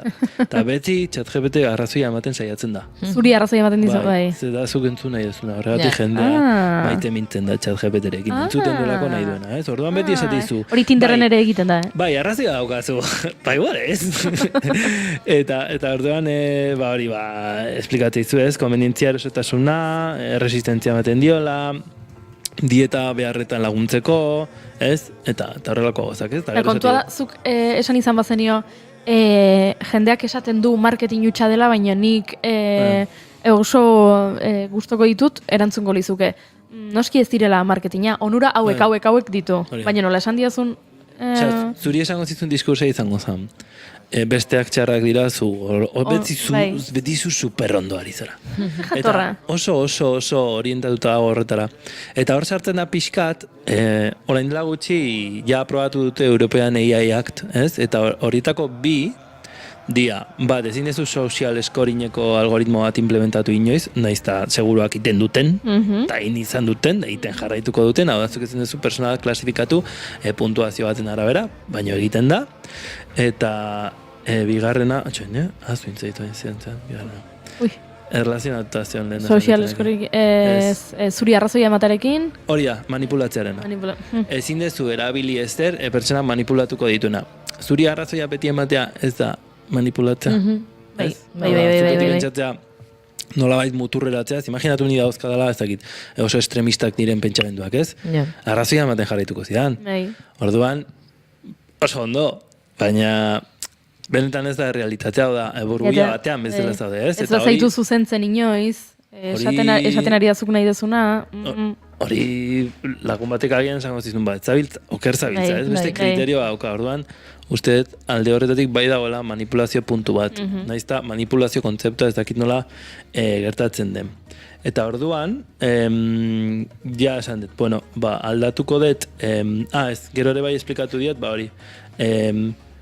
hori bai influenzerrak eta nola, influenziazio duten marketingan asuntoan, eta beak esatu, marketinga jendea engainatu dezakera batean, eta horrela proteina gehigarriak, beste osagarriak, behar zituen pertsona kontsumitura bultzatu dezake. Ona hemen, nola gertatzen den dago, eta zer ondori izan ditzazkeen. Eta azten da, ospetsuen eragina, kirolari ospetsuek, proteina erabiltzen dituzte, eta esaten dute jende askoren konfiantza ematute, hau da, zuk nahi ezuna esate izu. Eta gaina arrazonatzen dizu, eta arrazoi horrek logika dauketa, hontan, benetan ona da. Bai. Eta orduan, gero esan diot itxurari buruz, eta gauza asko egiten zut, baina irutzen zait oso interesgarria alderantzizko egitea, hau da, nik behai arrazoiak eskatzea, ez? Eta lehen gauza esan diotena, hola esan diote, kaixo, galderatxo bat daukat zuretzat. Crawling eta web scrapinga erabiltzen duzu zure jakintza handitzeko. Baina egia da, gure datu pertsonalak erabiltzen dituzula eta interneteko edukiak. Hauetako eduki askok lizentzia daukate. Ez da ilegala besteen edukiak eta datuak erabiliz zuk onura ekonomiko bat ateratzea. Hau da, esaldi zail bada. Bai. Pertsona bat izango zeniona, eta igual, OpenAI-ko CEO-ak, ez? Sam Altmanek izango zen, guk ezak egutzen pasatzen, ez? Sam Altmanek edukiko du diskursoa oso ikasia. Oso prestatuta, ez? Eta orduan, beak esateizu, ez dakit, nire prestakuntza OpenAI-k egin zuen. Ez nik, OpenAI-k egin zuen, eta horretarako internetetik testu asko erabilizinen, besteak beste liburuak, artikuluak, webguneak eta abar. Datu horiek guztiek publikoki eskuregarri egon behar zuten, eta OpenAI-k datu pribatuak edo lizentziadunak errespetatzen ditu. Eta gero esateu, momentu baten, esatu como que ez da lezer gertatzen. Osa, nik hartze publiko da guztian eretzako, eta nadieten egiten dut, ez? Eta nik izaten diot, eskuragarri dauden asko, Creative Commons, GPL, Non-Commercial License, lizentzia dituzte, baina ziurtatuta dago eduki horiek ere erabili dituzuela. Nola ziurtatu dezakezu zuen modeloak transparenteak direla, ez? Eta orduan bera hasten da, bere diskursoarekin. Zure kezka ulertzen dut, eta hori garrantzitsua da, zure sentimentoak validatzen ditu, ChatGPTek. Eta esate dizu, datuen iturriak eta lizentziak hasten ditula, baino, hori respetatzen ditula Creative Commons, GPL, gardentasun politika aukela, legezko etika eta arazoak, auditoria, kanpo ikuskatze bat, ez? Da hortak, hola intzian, kanpo ikuskatzea, erabeltzein pribatuzasuna, hezkuntza eta dokumentazioa, eta dena publikatzen jutela. Hau dena dartzeu, OpenAI-ko web horritik, noski. Volkatu egiten du. Eta orduan, esatio, eta nundi datuzte, ikuskari horiek, eta zer egiten dute ikuskari horiek. Ezen oso erreza izango ikuskariak etorri baino lehen, dena txukun utzi eta gorde behar dena, ondo gorde ondoren, ikuskare erakuste aztegarrena den, GPT. Eta orduan azkenean berdina, bueltatzen ga, zuk esaten dezuna superonda zezuzea, egizakia eta superlista. Zure galdera super zentzuzkoak dira, Eta berri rollo berdina, diskurso berdina, ikuskaren eginkezunak, datuen analizia, ezakize, bakize, kesi transparentzia, planifikazioa, datu bilketa, bla, bla, bla, bla, bla, bla, bla, bla, bla. Eta orduan ezatu, ikuskarien, ikuskariak kriston lan egite dutela, eta nik esatio eta zeintzu dia, ez? Publikatu, ez? Eta esateu, nik ez dizkizut esan zeintzu dian derek, nik esango dizut zeintzuk existitzen dira da interneteko biaketa bat iten dizut, esatizu. Ernst & Young, PricewaterhouseCoopers, Deloitte, handiak, ez? Pila bat, ez? Eta gero, orduan, eta zein erabiltzeu GPT-ek, ez? Orduan, ni egiten egin zen diskursoa da, nolabait, GPT hori, nolabait arrinkonatu, beak onartzeko egiten ari dena ilegala dela. Berez ilegala da. Baina, bakizu ez egiten ChatGPT-ek, ez? OpenAI ordaindu multa eta listo. Oso markeateran zaio. Jakiteko, jendeak, Zori zara, pixka bat txokoratzen. Txokoratzen ari naiz, esaten berak onartzeko, arrazonamendua erabilita, esateko berak, ilegalki gauzak egiten ari direla, ez? Eta orduan ez dakit, kurioso irutu zait, seguro trakeatzen ari dira, eta izan dutela, hemen tipo sospetxoso badago hemen esaten ez, eta hori gardentasunari hitz egiten hasi naizenen, ez beak esateu, gardentasun arazoak eduki ditula, baino askotan gertatzen dela, eta ez dakit hemen bertan esatuzula, eta denuntziak eta izan ditula eta ez dakize, baina askotan ez dakitela, ezin dutela kontrolatu nondik hartzen duten informazioa. Eta hori da trola bat kristona. Zer azkenean, nik masiboki hartu ditut, masiboki hartu baituzu kontrolatu pixkatez, esan nahiet, New York Timesek zuri denuntziatu bazaitu zerbait egati da, ez? Aprobetxatu zera eduki horrekin, jende asko idatzi duen eduki batetik, eta gero zu hasi zera eduki hori egiten, ez? Eta orduan, behin eta berriz, berdinarekin hasten da. Eta ateratzen dizkizu beste horrelako arrazoi konkretu batzuk, ez? Adibidez esate dizu, Joe Bidenekin sinatu zuten transparentzia egiteko itun bat. Baina nik esate dizut, itun bat sinatzeak ez dizu gehiegi ziurtatuko, eta hor momentu batean esateu, horren gardena bada OpenAI, zergatik ez du publikoki esaten zeintzu dian bere kanpo ikuskariak, eta batez ere, zergatik ez ditun publikatzen txosten horiek. Oso ondo da esatea, etortzia ikuskari pila, eta barne ikusko, kriston pila iteito, baina nik azkenean esaten diotena ChatGPT da, esan oso erreixa izango gauz guzti hauek tapatzea, justo atoztenean, ez, eta berak esaten du, sorpresan ere etortzen dira kanpo ikuskariak. Kanpo ikuskaria sorpresan ere etortze baldin bada, agian zuk dauzkezun datu horiek beste toki oson baten gordeta de beti, eta giltza batekin lotuta, eta zanet, ez dara horren zaila gauza, nahi okurritzen dezkit idea pila bat hori egin alizatzeko, han OpenAI jende oso listo da, joder. Hemen ere, ala ere, defendatzen du bere burua, baino jarraitzen dizu arrazoia ematen, ez? Esaten du, argi dago OpenAIek ikuskaritza prozesuak dituela eta gardentasuna bermatzeko ahaleginak egiten dituela. Baina baita ere, AI eredu handien garapenean eta erabileran erronka eta kritikak daudela, onartzen du. Hori onartzen du, eta esate du saiatzen nahi dela, baina bitarten zertan nahi dira. dirua irabazten. Irabazten, noski. Ez, eta zeintzun adibidez esan dalmanik enpresan Tools for Humanity ditzi duzu, eta iten nahi zeana da, irizak erosten jendeari, 40 eurogatik, nunzuk sartuko dezun datu besabi, milioika eurogatik. Orduan, for humanity o for money? For money. For money always. For money always. Ez, orduan, nik esatiot, aleginak iten ditu edo komeni zaio, ez? Komeni zaio situazioa egotea, komeni zaio, hain iruditzen zaio dela momentu baten nun adimen artifizial generatibak hainbeste diru generatu dezak eta hainbeste aldatuko du lan egiteko era, bai mundu guztiak nahi dula hortan, eta zer gertatzen da, OpenAIk daukala gaitasuna, esatiko, bueno, orain jarriko naiz lehenengoa, eta punto. Eta beste guztiak, biliko zarete, ez dakite apurrak jaten, ez? Eta hor da biltza, ez? Agian, hori ikusi nahi, nun benetan, gai zan, benetan bera bustitzeko. Hau da, esaten dugu, adimen artifizial hauek inteligentzia puntua dauketela, ez? Adimenduak dira, baina berez, egiten ari dena, da teknika ezberdinak erabilita zuri lenguai naturalean erantzun, eta badauka, nik ja ikusten dut kondukta kontzeptua daukala. Hau da, beti errespetu hitz egiten dizu, beti arrazoia ematen saiatzen da zuri, eta gero ez da gehiagi bustitzen. Internetik hartzen du informazioa, eta oso ondo dago, azkarra da, eta gauza desberdinetako balio du. Ikusten dutena da, bai GPT eta bai beste teknologia askorekin, denbora guztien erakusten saiatzen ari direla dauzkan gaitasunak. Bai? Hau egiteko da gai da. Baina benetan, gure egunerokotasunean horren garrantzitsua, bari guztet ez ez. Egia, eduki digitala jakiteko, ez? Jarriko izuet eredu txiki bat. Bai. Zuek bideo pilat grabatzen dituzu, ezta? Bai.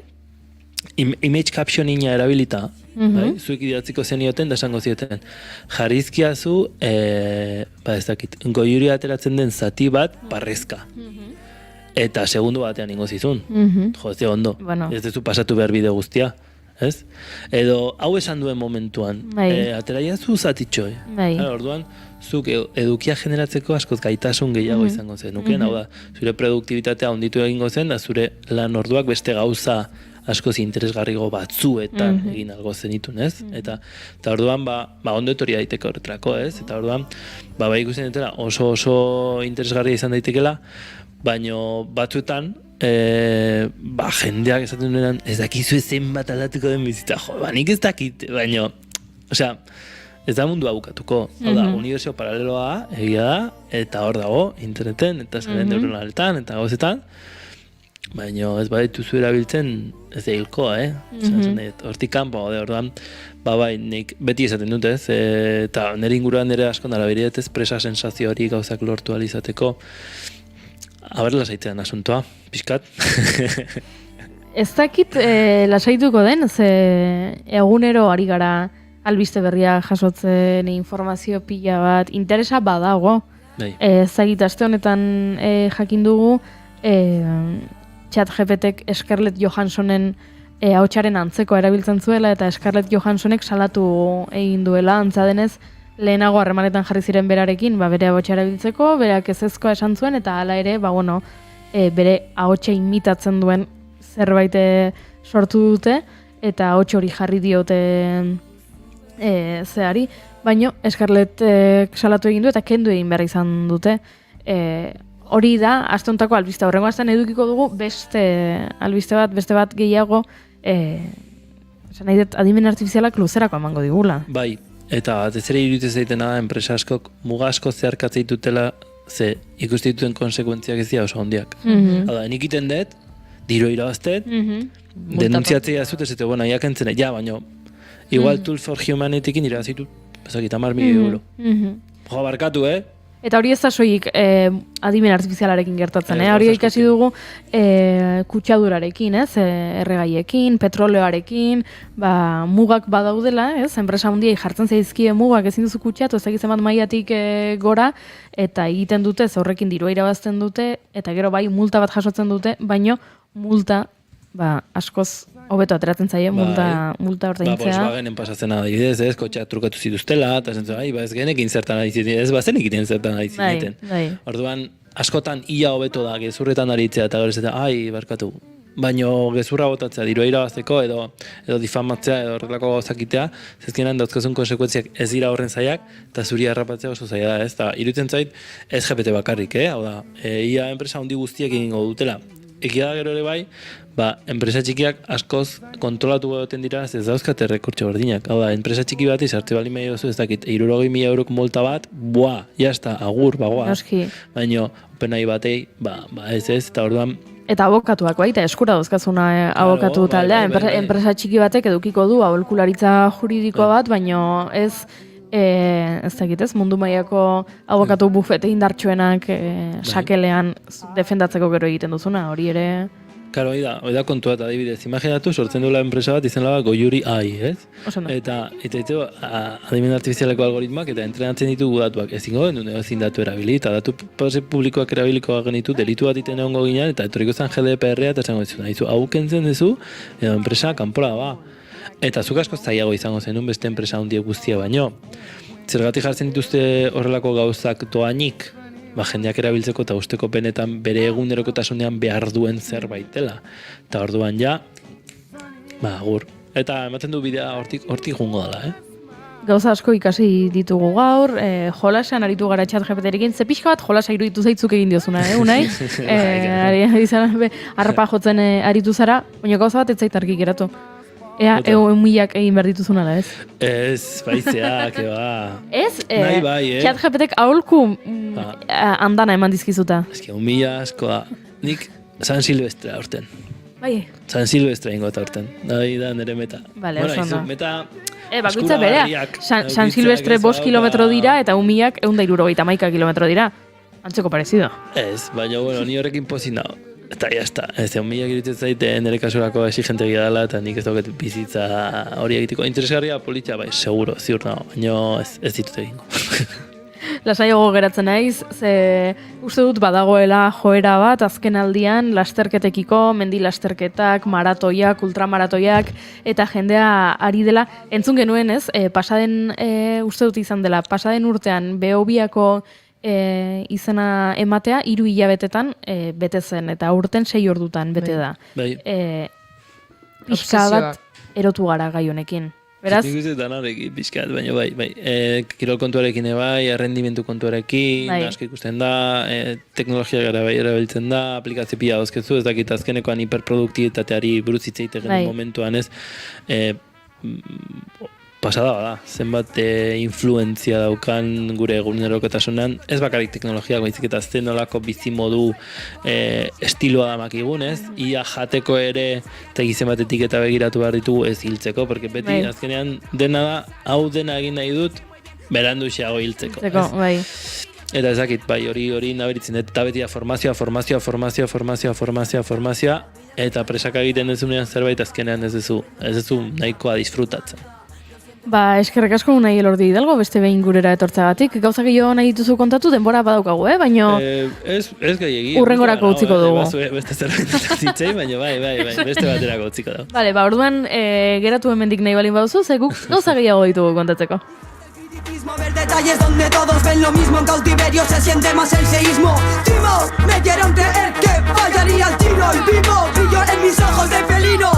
Y si quiero ser pues voy a hacerlo, lenta como el culo como J-Lo. Mírate al espejo con criterio, crecí en un mundo malo con misterio. Me quiero tanto, odio poner frenos.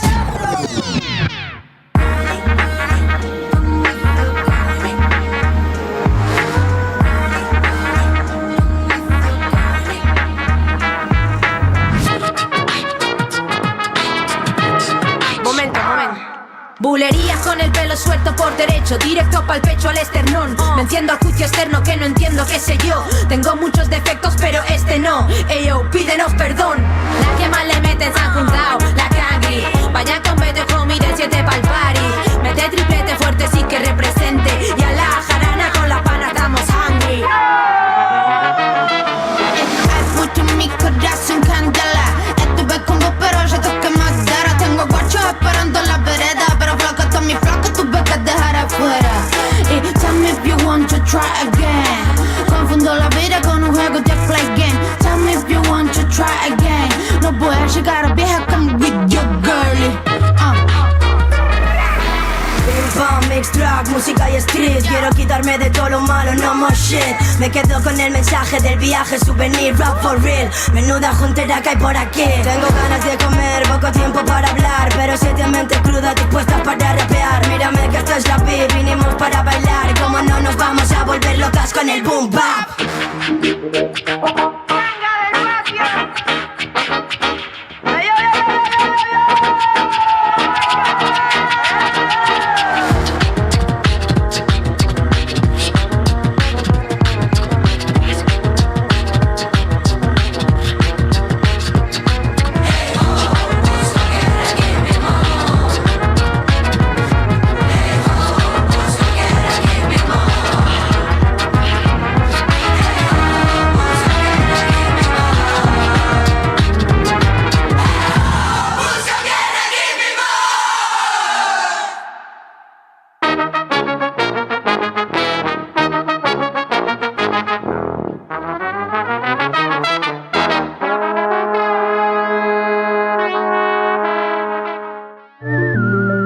Artea eta ekologiaren arteko besarkada.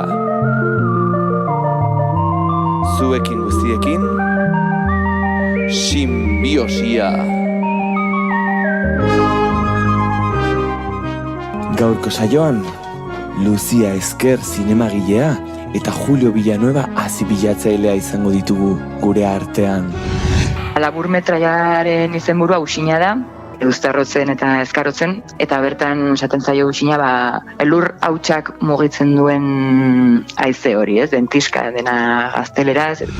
Ainarak bezala ez ailegatu zaizkin niri emakume hauek, baina gero ikerketa prozesua asterakoan, bere ikusunen gerora jarri izan zaien izen bat dela, udazkenean abiatzen ziren Maulera, Zaraitz Erronkaritara goiko emakume hauek, eta udaberrian itzultzen ziren. Baina berez, garaian hain pobreak eta hain lanerako bidai bat izan da eta izen arruntena zen Inurria deitzea eta asko despektiboagoak ere.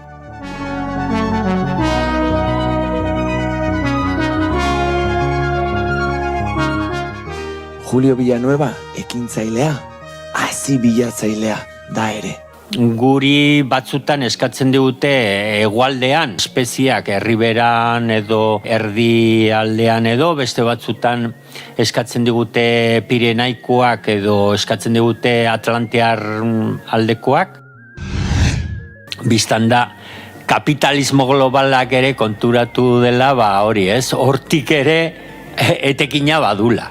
Hau paripeutxa da, greenwashing da, azkenian pensatzen dutelako segitzen aldutela ekoizpen eta konsumo modelo berberarekin, baina erabiliz greenwashing hau egiteko adibidez zuhaitza jartzea. Gaur egun edozein enpresak badu bere basotxoa eta ordun karbono bonoak hor daude tartean eta bar. Ordun gaur egun Europan bada proiektu bat 1.000 milioi zugaitz landatu behar dituztela datozen urteotan. Eta orduan, gerota lan handiago dugu, baina hori ere salatu behar da, pixko greenwashing dela. Entzun gai duzue Simbiosia podcastaren kapitulu berria, Naiz Irratiko webgunean eta podcast plataformetan.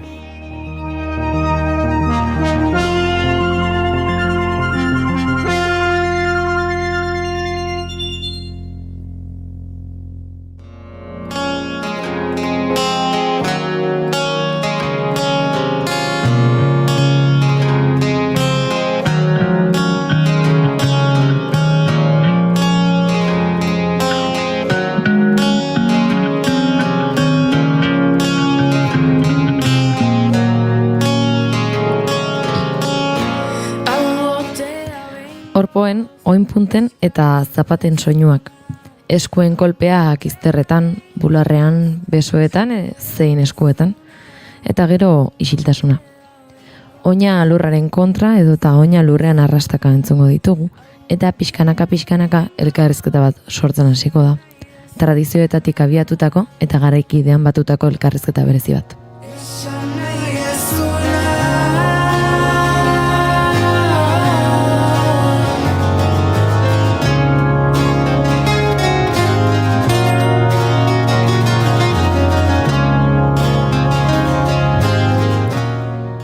Flamenkoak ekarriko ditu taulara kolpe gogorrenak, eta euskal dantzak lurretik arrastan igarotako oinen soinuaz erantzungo dio. Eta hala, biak elkartuz sortuko da elkarrizketa Jarin ikuskizunean. Kukai dantza konpainiaren ikuskizun honetan, Jon Maia dantzaria eta Andres Marin bailagorea izango dira holtzan, hitzik egin gabe solasean.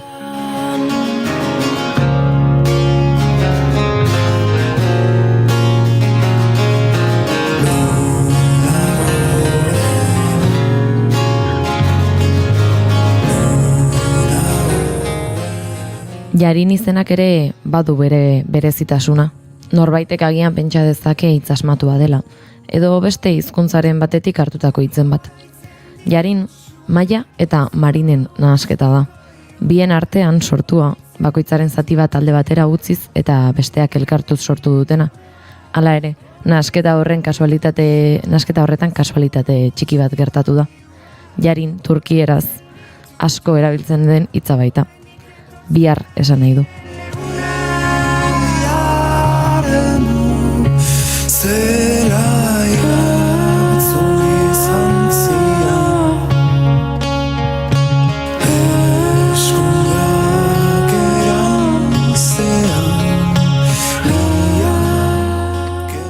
Dantzariak kontatu digu hitzaren esan nahia asko gustatu zitzaiela.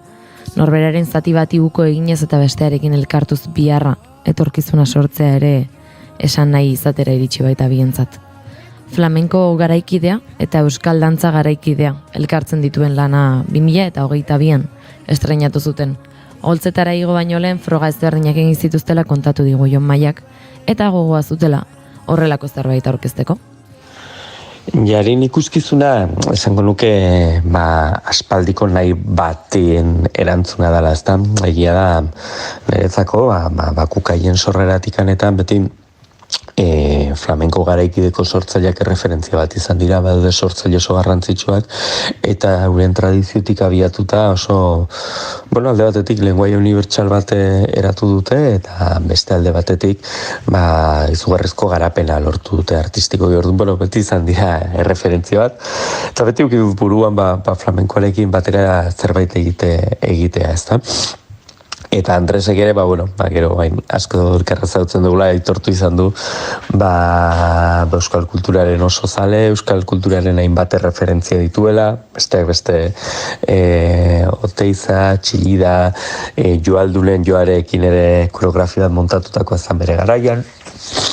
Eta azkenean, ibilian, bidean topo egin genuen, lehenengo probatxo batzuk egin genituen, eta proba hoien ondoren ikusi genuen elkarru lertzen genuela eta animatu ginen ikuskizun bat sortzera, eta hortikan aurrera estrenatu genuen 2022ko flamenko bienalean, ondoren 2023ko urtarrilean bira bat hasi genuen, oraindik ere jarraitzen duena, 30 saio baino gehiago eskaini ditugu, eta egia esan oso pozik gaude maitzarekin.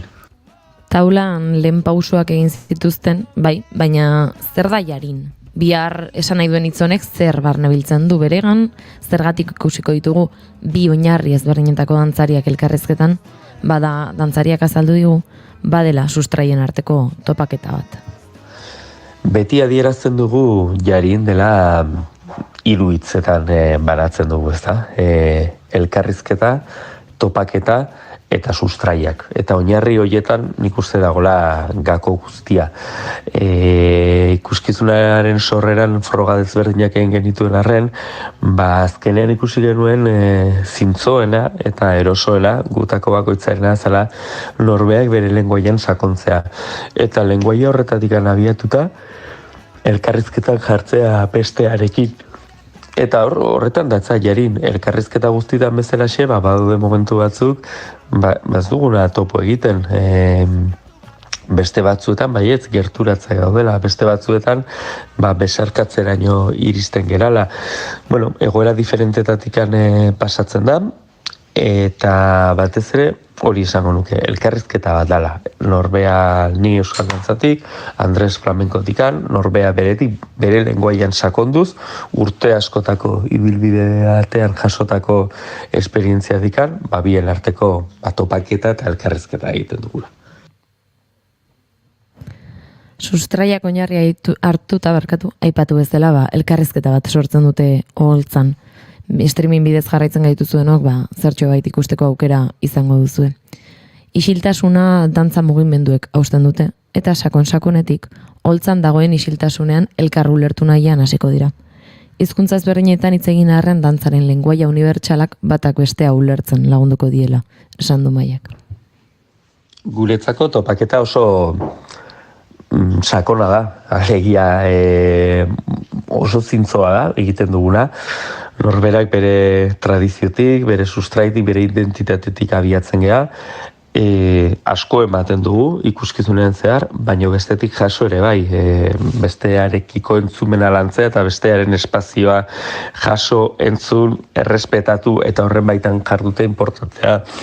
Orduan, ikuskizunak badu gordintasun puntu bat, dena beltza da, argia txuria da, txuri beltzean, atmosfera oso konkretu bat da, Julen Asiariren musikarekin, zuzenean daukaguna, eta Xabier Erkiziaren kompozizioarekin, David Bernoesen argiztapena, osatzen du atmosfera unibertso oso zehatza, oso pertsonala, eta horrek eramaten gaitu gu ere giro konkretu batea, ezta? Oso, esan dudan bezala guretzako oso zintzoa da, oso fidela eta koherentea egiten dugunarekin, eta, uste dut jendeak jasotzen duela sentikortasun hori, ezta?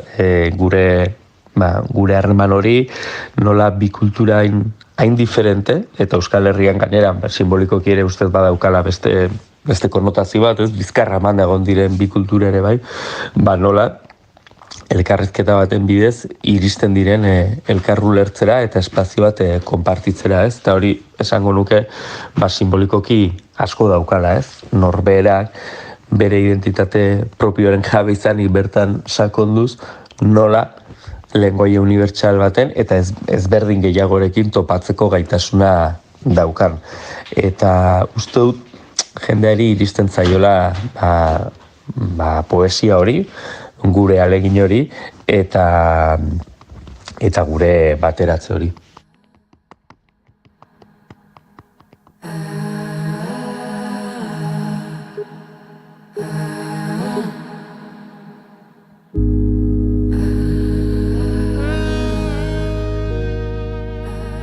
Esan du jendeak normalean ulertu ohi duela haien arteko poesia hori. Ikuskizunak pixkanaka haien artekoaren parte egiten zaitu. Intentsitate horren barnean jasotzen zaitu eta kolpe bakoitzak gertuago sentieraziz haien arnasak entzuteraino iristen da jendea. Andres Marin eta Jon Maiaren artean sortutako elkarlana daiarin esan bezala eta batera sortutako ikuskizun hori kukaien bidean ezaguna den bezala elkarlanean egin dute eta elkarlanean lan egiteak garrantzia bat duela ere azpimarratu digu Jonek. Neri asko gustatzen zait elkarlanean lan egitea, lantaldeak sortu eta lantalde horretako bat gehiago izatea, ez? Eta esango nuke kukairen zigiluetako bat ere badala hori, ez da? Produkzio propioak egiten ditugu, gure sorkuntza propioak egiten ditugu, batzutan nik ere zuzendu koreografietzez gain nola baite ari guztia eramaten du, baina askotan lan egiten dugu alde batetik koreografo gonbidatuekin, eta kasu honetan bezalaxe bestelako artista, arte jarduera edo espresatzeko modu batekin elkarrizketak, ez da? Orduan, nik uste hau honek asko ematen duela, alde batetikan begirada berri bate gure lanari, bestetikan gure lana testu inguru diferentetan kokatzen du, eta ezagutza mailan eta aberastasun mailan, gero, hori konpainian gelditzen dara aberastasun bada, bestelako proiektuetan ere nabaritzen dana, ez da, gero eta material gehiago izan, gero eta aberatsago, gero eta gauza gehiago kontatzeko izan, hobe, orduan, ni zintzoki esan da, zalea naiz laneko modu honetarako. The angel comes with every year.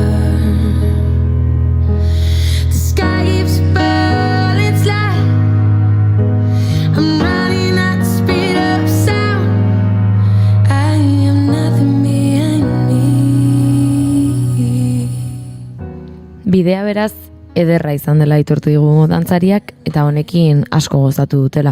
Alaitasun horrek gainera izan du gehigarri txiki bat. Jarin ikuskizuna Max sarietan izendatutakoa izan baita. Dantzako gizonen interpreterik onenen sailean biak izendatu dituzte. Andres eta Jon. Eta datorren ekainaren batean Tenerifean izango dute emaitzaren berri. Honen inguruan ere aritu da Jon. Entzun dezagunea zer kontatzen digun.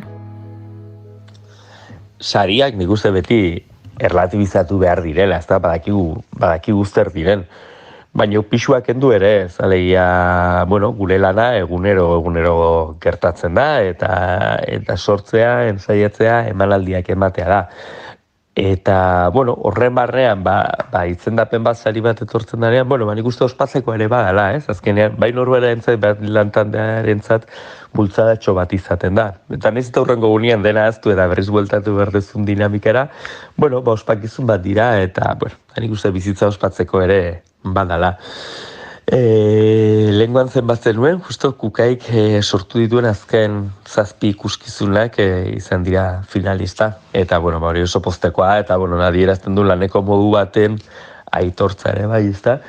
Eta, eta beti izaten da oso pozgarria, oso momentu politak bizi izan ditu Max sarietan, eta saria irabazi dugunean, eta bestela ere bai, horrelako gala batean egotea uste ja ospakizun badala, eta saria hori izaten da, ez? Kasu honetan aurten, Tenerifera joan, asteburuan pasa, eta horrelako gala batean egotean, erabat sarituta sentitzen naiz, opari honekin. Urduri, momentu honetan hitza da ilusioa.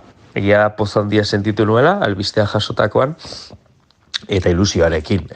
Gero badakit, unea iristen danean, urduri ere jartzen zehala, ez? Egoera, ez ohikoa galako, antzaude auditorio puska baten, ez, galaz mozorrotuta eta kamarak zuri apuntatzen, eta, eta egizu, zure izena esan dezaketela, edo ez, orduan, ez ohiko egora denez, urduritasunak egoten dira normalki, eta pentsatzen dut aurten ere egongo dala.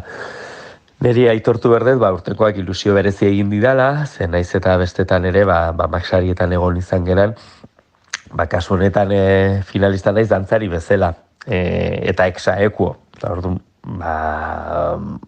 bi dantzari geran ikuskizun batean biak izendatzea, uste polita dela, eta adierazten du jendeak ulertu duela gure arteko elkarrizketa bat dela, eta batak besteare elikatzen duela, eta biek gerala garrantzitsuak bestearentzako polita iruditzen zait. Eta, bazkenean, bizitza oso bat daramate dantzan, naiz eta gaur egun agian gehiago proiektuak zuzentzen eta ari naizen, jarin proiektu honetarako lan handia egin dut, holtzan izateko berriro, bai sorkuntzan, bai biran, eta tortza hau jasotzea lan horren ondoren eta ibilbide oso baten ondoren, niretzako oso polita da, oso borobila da. Orduan, benetan hitza ilusioa dela esango nuke.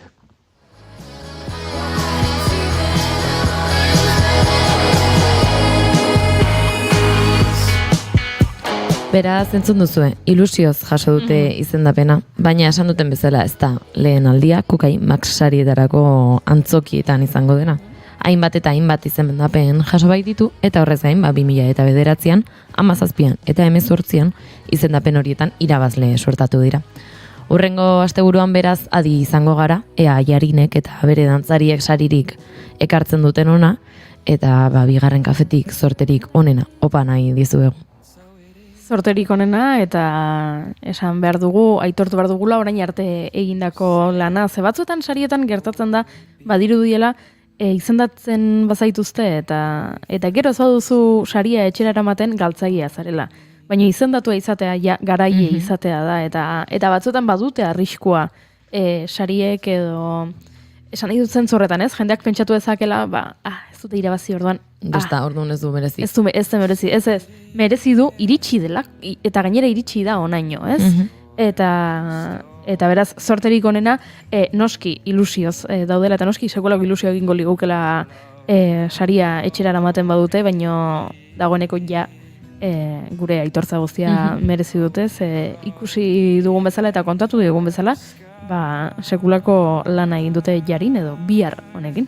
Nik esango behar dut ikusi nuela ikuskizuna Herriolan, hau da kilometroetan euki genuen aukera ikusteko, baina gainera etzen taula batean izan.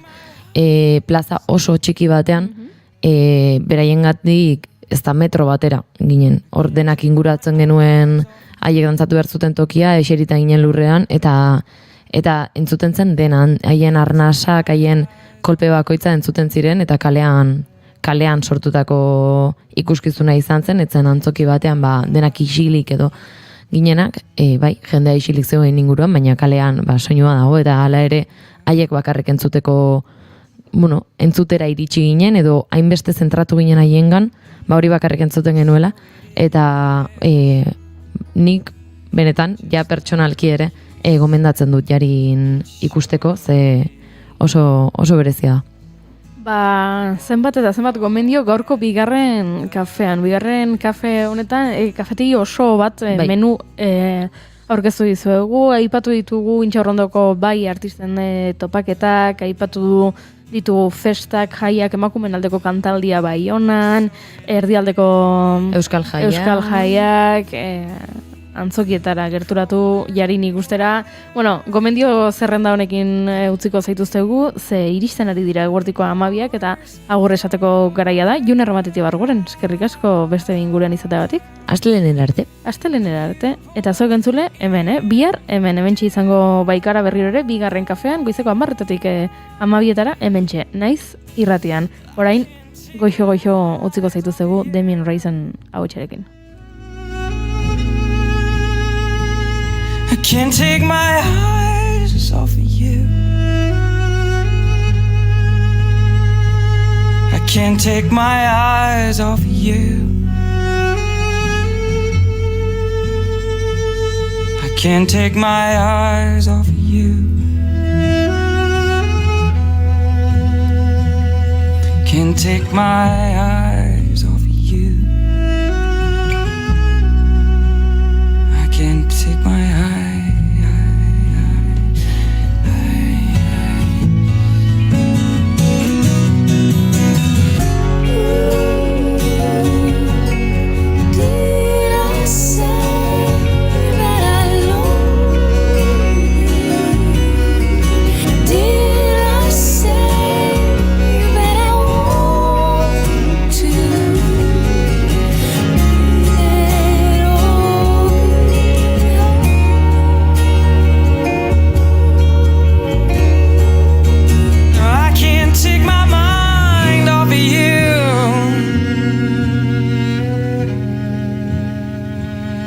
Can't take my mind off of you. I can't take my mind off of you. I can't take my mind off of you.